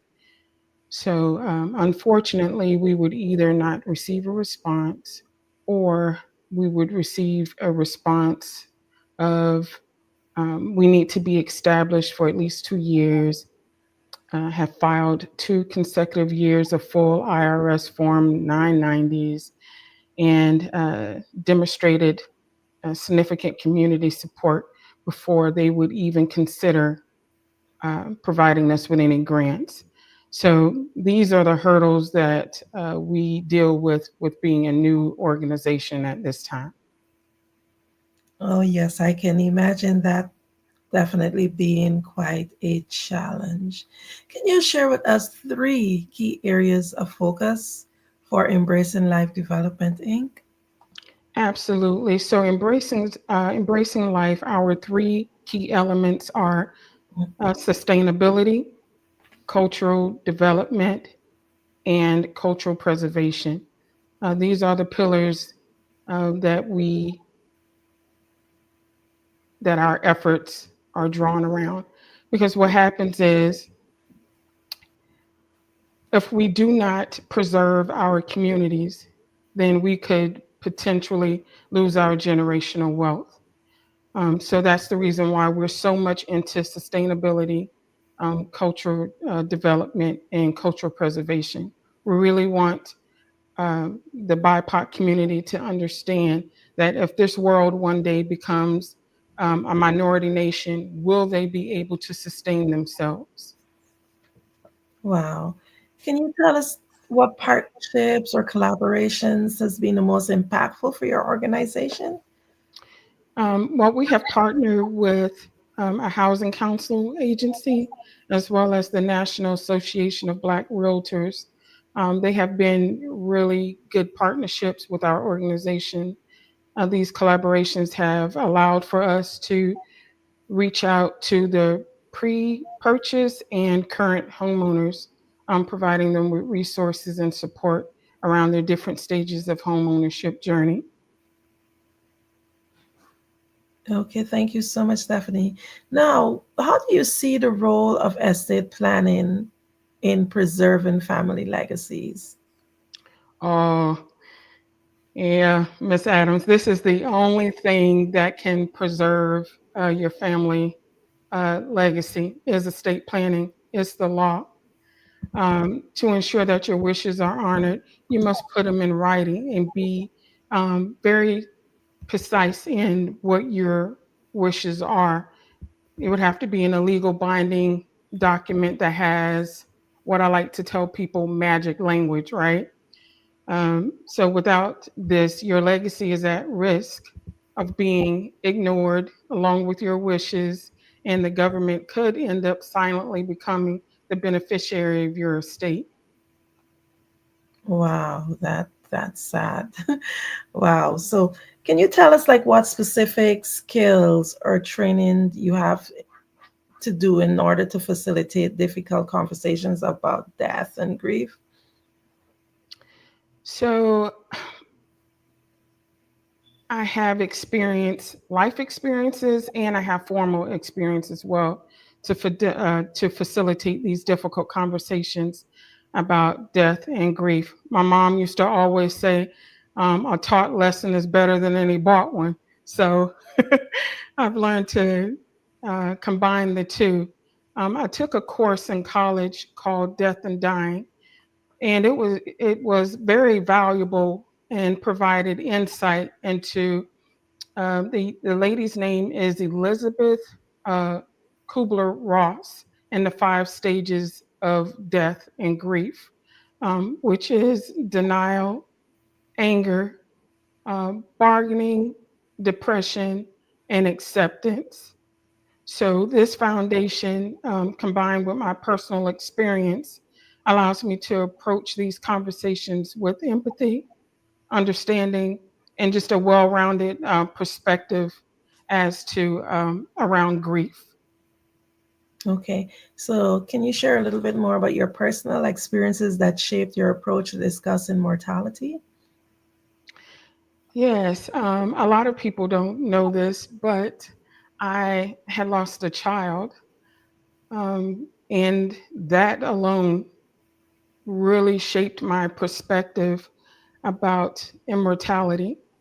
Um, losing your parents and losing 2 siblings, which I have done, doesn't compare to you not outliving a child, because you see that the lost potential that was there for their talents to be birthed into the world, for them to showcase them.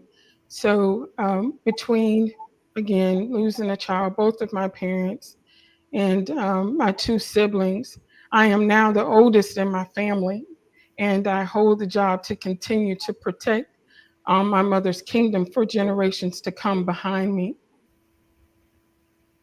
Thank you for sharing that. I know that these are definitely very much so sensitive topics. Can you share a little bit about how racial and socioeconomic factors impact estate planning and family communication? Oh, absolutely. There's a historical distrust of the financial institutions in the underserved communities, unrepresented Black professionals in finance and law, and the high cost barriers of estate planning. As I've said before in previous interviews, after the emancipation, um, Black people were able to purchase land, but we did not have um, the legal ramifications to protect it, or able to have estate planning, right? So with that, land is lost because the deed is the document that holds ownership. You can't just say, Miss Adams, I want you to have my property when I pass away. The world doesn't see that. It has to be in writing what your wishes are. And because of the lack of professionals in that area and the cost barrier, it causes an issue for the estate planning for cultures. Also, the communication and the culture can also affect the wealth transfer decision because they don't like to talk about death. They think it's kind of taboo or something will happen, but it is actually a part of the life cycle. So we're born into risk, and we have to protect ourselves as much as possible for the hard earnings that we create here on earth. So, to address these issues, we're advocating for more pro bono services, outreach from professionals of color in education initiatives, and our goal is um, to bridge the gap and promote wealth uh, preservation in the BIPOC communities, turning estate planning into a tool for economic empowerment and healing generational financial trauma. Amazing. You're talking about being able to some of the plans that you're having within the next few years. You started to share that with us. So, how do you see your work evolving as far as the next 5 years to continue supporting families, especially through these challenging transitions? So I see my work evolving by expanding access to estate planning education, particularly in the underserved BIPOC communities. I plan to build more partnerships with culturally diverse professionals, offering more workshops to demystify wealth preservation and to develop more digital tools to make it easier for the BIPOC community to access information in regards to the generational wealth. My goal is to empower families to preserve their wealth and foster open communications about legacies and financial security. Because until we have these conversations, we will continue to lose.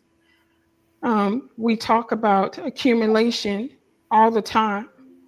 Accumulation is glorified, right? A lifestyle of all of this money is glorified, but no one is talking about the importance of protection and how to have asset protection, because we work too hard, get up every day, put up with a lot of tomfoolery, on jobs to just allow for our generational wealth to dissipate, to just disappear due to lack of planning. So we're trying to um, close the gaps, right, as far as payments, right? Cross that barrier to say, hey, if you're low income, we offer free to reduce payment estate planning for you.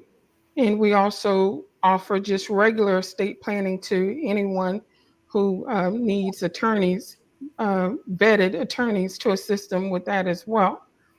Because at the end of the day, what I've noticed is our culture in the BIPOC community, crisis shows your character, right?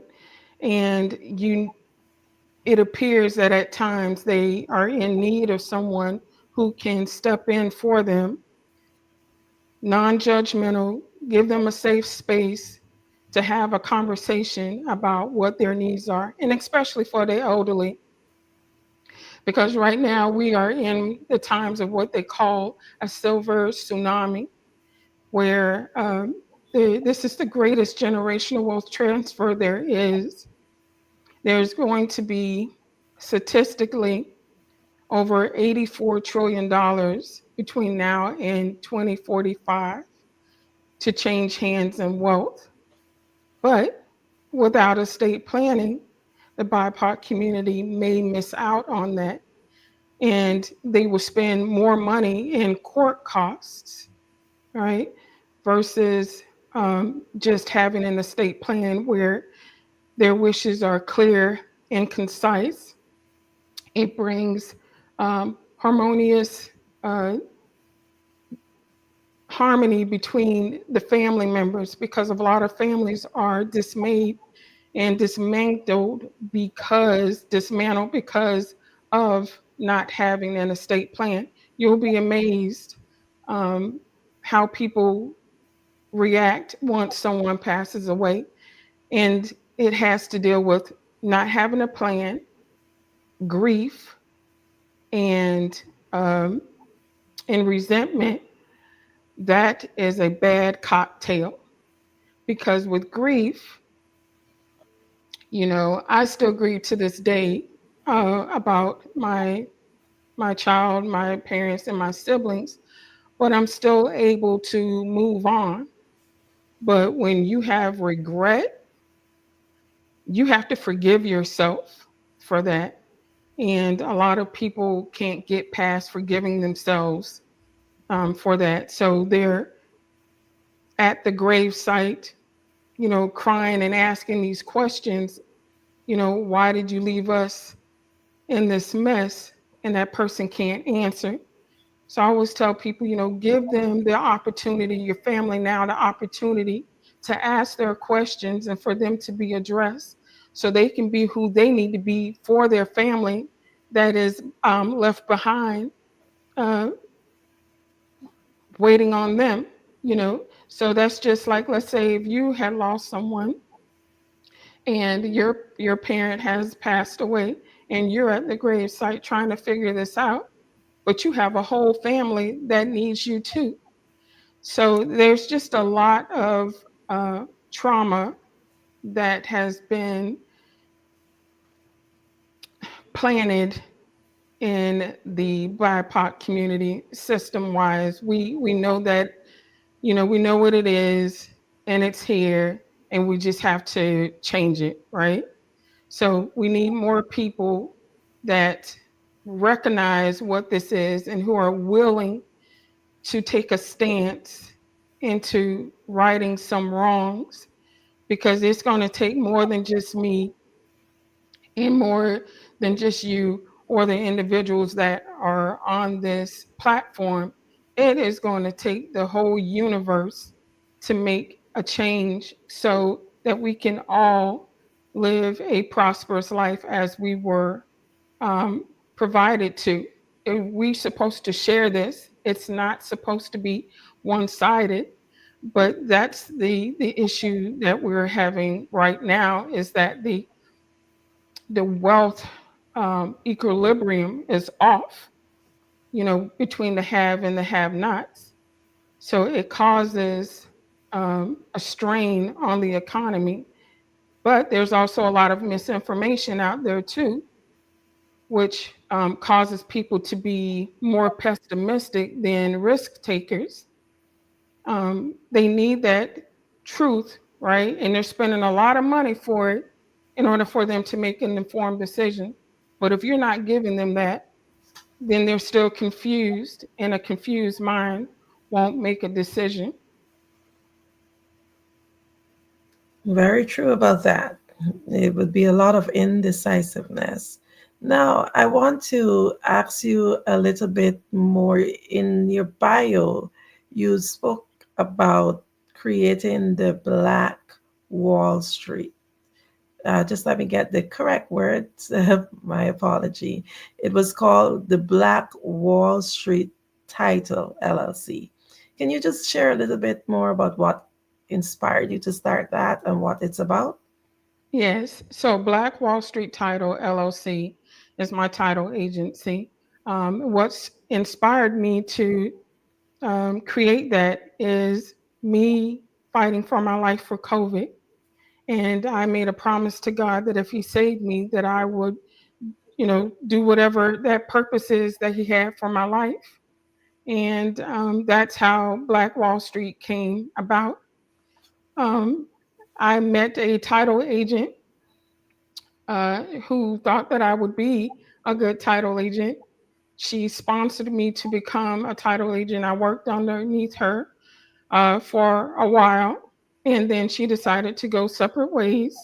And then I created Black Wall Street. But while in that arena, she specialized in land. I saw that there was an issue with individuals, mainly of color, being able to sell off their vacant land. There were a lot of individuals that needed probate, and they were selling off the land for whatever reason. I believe I spoke to one of them, and they wanted to pay some bills. So they wanted to, cash in on their property, but they couldn't do it because technically they were not the owner of the property. And explaining that to them can be a little challenging because of how the system of things are, right? So they just figured, well, because my parent left this to me, they said it, that it's mine. And although it may rightfully be yours, but technically it is not, because it was not in writing. So having that conversation with individuals made me realize this is what he wanted me to see. He wanted me to see that there is a disconnect of estate planning and heirs property and how it affects not just the generational wealth, but family dynamics as a whole, and how it even affects the economy. So if we could grab a hold on to this would be a game changer, not only for families, but the whole economic industry. And I am an advocate for anyone who is in the housing industry to consider partnering with us, because we hold the keys to the generational wealth. So you have people go through your programs, right? You teach them how to accumulate, but there's nothing in the wraparound service that talks about how to protect this asset. And when that doesn't happen, it become a vicious cycle. It's almost like you renting something from Aaron's. Let's say Aaron's here in Florida. You rent a TV, and let's say if you pass away, the TV goes back if someone doesn't pay for it, right? So the same thing happens in the house. If the house doesn't have the next owner listed on there, right? So we're not talking about right now if it's dual ownership, right?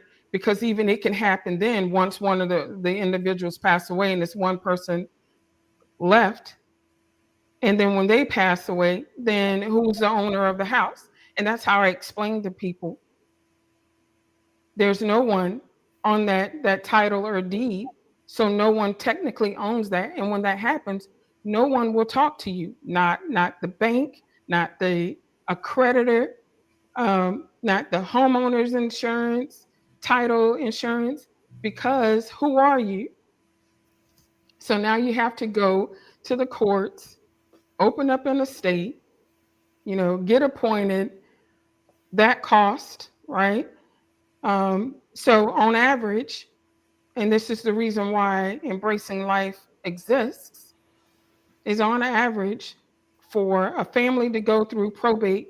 Right now, the house is about $409,200 for last year, right? The average house, and let's just say that's the only asset. We're not taking in consideration cars and accounts and stuff like that.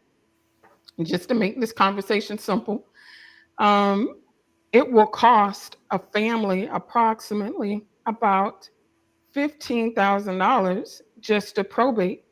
Now, after you've gone through the probate, now you want to create your own estate plan, and that could cost between, because you have assets, it may cost you between $1,000 to $4,000 roughly. So you're looking at between like $16,000 to $20,000. So you have this home, right? So you have enough to get into the home, you have the down payment assistance. But what happens when there's no longer you? There are a lot of single parents that are purchasing homes, right? And then you have to care for the children if they're minors. You have to worry about guardianship. If you have a bank account, you're the only person on the bank account. Everything is frozen when the last person passes away. So that's the importance of Black Wall Street title, to bring awareness of the importance of estate planning in the heirs property, as well as Embracing Life, which provides the solution to the problem of heirs property and the passing of generational wealth. Wow. So I have a very interesting question for you because you mentioned a load of information there.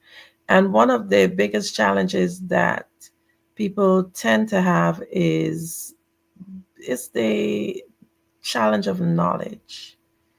So in terms of especially people who face disparities, so in terms of estate planning and property financial literacy, these things can be really, really intimidating for them. So how are you able to simplify these concepts to make it more, and also to make it more accessible for them, and not only accessible, but in a way that is actionable for your clients? So you're absolutely right. It can be convoluted, right? Because words are, if they're structured correctly, can be a complicated flow, right? Especially in the legal arena. I've also have past studies as a paralegal, so I do understand the complexities of the legal system and the verbiage. But what I had noticed is in the BIPOC communities, I can be that translator for them. I can bring the high level information down to bite-sized pieces because I'm able to think on this level and bring it down to another level so everyone can understand it and make informed decisions. That's my goal. So when you do that and you have understanding on the forefront of your mind, then you really work diligently at being able to simplify the complicated things. So I get to use my interpersonal skills, my emotional intelligence, critical thinking skills, and problem solving abilities to help the community get a balance, right? And have a head over heart decisions when dealing with uncertainties, because this arena is very complicated, and frustration comes with not understanding, right? So I try to explain as much as possible, and I will say it 10 times over if need be, in order for them to gain understanding. And then once they do that, and if they don't like it, it just is what it is. But at least you understand it, because with all things you gain an understanding. Most definitely. One of the things that I want you to do, would you be able to, what advice would you give to some person or entrepreneurs, leaders, people listening in here mostly are entrepreneurs? And can you just tell us what advice you would give them to someone who would want to make a meaningful impact in their community? The world is full of problems. So find a problem that you can solve that aligns with your gifts and talents. So every day we're on your employer's job, you do something well. Find out what that is. What draws you to this particular subject or jobs that you keep gravitating to. Look at, if you went to college or trade school, look at your transcripts and pull out what you may have done that aligns with the problems that are in the world today. And that's how you can make a meaningful impact. And it would also be sustainable as well. Know the difference between what are hobbies and what is sustainability in businesses. So if you want to really make an impact, start looking at your past, because your past will actually lead to your future. Most definitely. It's always definitely connected. Now you talk about economic disparities, and this is something that we it's sometimes swept under the carpet. How does your program address racial and economic disparities? And also, if you can share some challenges that you encountered while working towards equity or equality.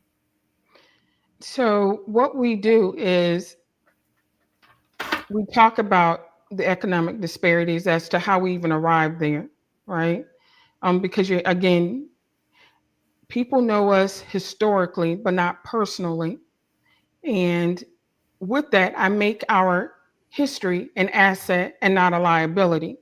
We already know what it is and how we arrived. Now the thing is, what can we do to make it better? So we'll talk about, this is what we were not allowed to do. Now we can do something about it. And this is what we need to do. So once you identify what the problem is, then you can find that solution. So we hold workshops and we talk about the importance of home equity, right? People see a home, and mainly some of the young kids, I have younger kids myself, and they see a home, but they don't see the value of it, because the value is in the home. It sits there silently. And as you pay down your mortgage, it accumulates, and it's called home equity. So if you could have an estate plan, right, then you can transfer over that home equity to your family, so they can send someone to college, they can start a business. They're having a leg up instead of always starting at zero, or allowing the government to come in and interject and take the property. Um, we also teach them about the importance of having a plan and what people are looking for as far as investors, right? So they may see their house as, oh, this is just grandma's house, but these investors see it as future revenue. So they'll get an offer, and let's say the offer is maybe about $70,000 roughly, right, for the types of homes from like 1940s to like 1960s or somewhere type of that, right? And the individual, let's say their pockets are looking kind of funny, right? So they're like, you know what, $70,000 is a lot of money. But if you really think about it, buy 70 things at $1,000, that money is gone. So if they approach you, meaning an investor, I tell them, and they say 70,000, instead of thinking about your temporary circumstance, stop for a second and say, well, wait a minute. How do they know that this house is worth $70,000? At that point, you need to say to yourself, well, I need to get on their level. I need to see what they see, right? So you can make a better decision. So that's what we talk about too, so they can see the importance of the equity in a home and how the economy pretty much works and the importance of housing. Because what will eventually happen, just picture this. What if, you know, all of these investors and the government have access to all the housing, right? We all become renters. And 90% of home ownership for the average person is the way to start generational wealth. So if all these homes are rentals, then how are we going to generate generational wealth? I have a whole subdivision not too far away from me. Nice. And you see these homes, you would think that they were homes for sale. They're all rentals, $1,500 a month. So I tell them too, truth has wings too. So when someone tells you, oh, don't own a home, and they own one, something's wrong with that. Absolutely agree with that. Absolutely agree with that. So we're coming up upon the hour. I want to, before I ask you what motivates you and keep you, I want you to just tell us a little bit about how you help someone when they come into contact with you. How do you help them to get on their journey? So we, you know, do an assessment as to what services do they need, if they need just estate planning or do they need heirs property services. It will be based off of the income guidelines of the government. We will consult with them and then we will proceed to introduce them to the attorneys that we have on board. Um, Even if they need me to be there through the whole process, some ask because I provide them with comfort, and I'm willing to do that as well, so they're not alone. My end game is just to make sure that when I leave this earth, that our culture is sustainable. That's definitely an awesome end game. And what keeps you motivated? What keeps me motivated is just my vision is to see a nation free of wealth disparities. My family, my culture, because I see what I see in the marketplace, it's alarming. And to try to bring attention to the average person to see that, it's kind of challenging.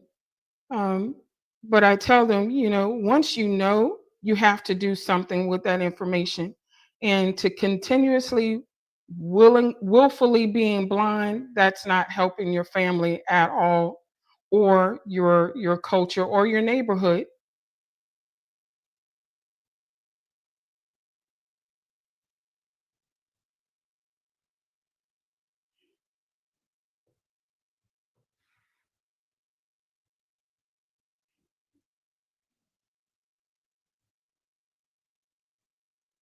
Okay, can you just tell us how we can contact you? Sure, I can be reached at www.stephanie-hopkins.com. Well, thank you so much for all that wealth of information. Thank you so much for saying yes to being here with us on the Black Business Network. You're very welcome. Thank you for having me. It's always A pleasure. Okay, genius is common, and I'll see you on the other side. The Black Business Expo mission is to raise funds for high school seniors going to college or K-12 entrepreneurs. This expo is a fundraiser for students. You may go to blackbusinessexpousa.com to donate to the scholarship fund or use the Cash App BBX USA. Our goal is to give laptops and up to $5,000 to 10 students. Students can register online at blackbusinessexpousa.com. Every dollar counts, so we want to remind you to donate to the scholarship fund. We want to thank our Black Business Expo USA sponsors for January 2025. NC100, Suede Soul, Carolina, Virginia Minority Supplier Development Council, Step Management, Margie McLean Foundation, Inc., Genius is Common, Executive Women's Success Institute, The Quality Coaching Company, Superwoman Business Services, Creative Force Studios, Lee Entertainment, Black Business Olympics, Artistic App Design, Banks Law Firm, Black Business Expo USA. Genius is common, and I'll see you on the other side.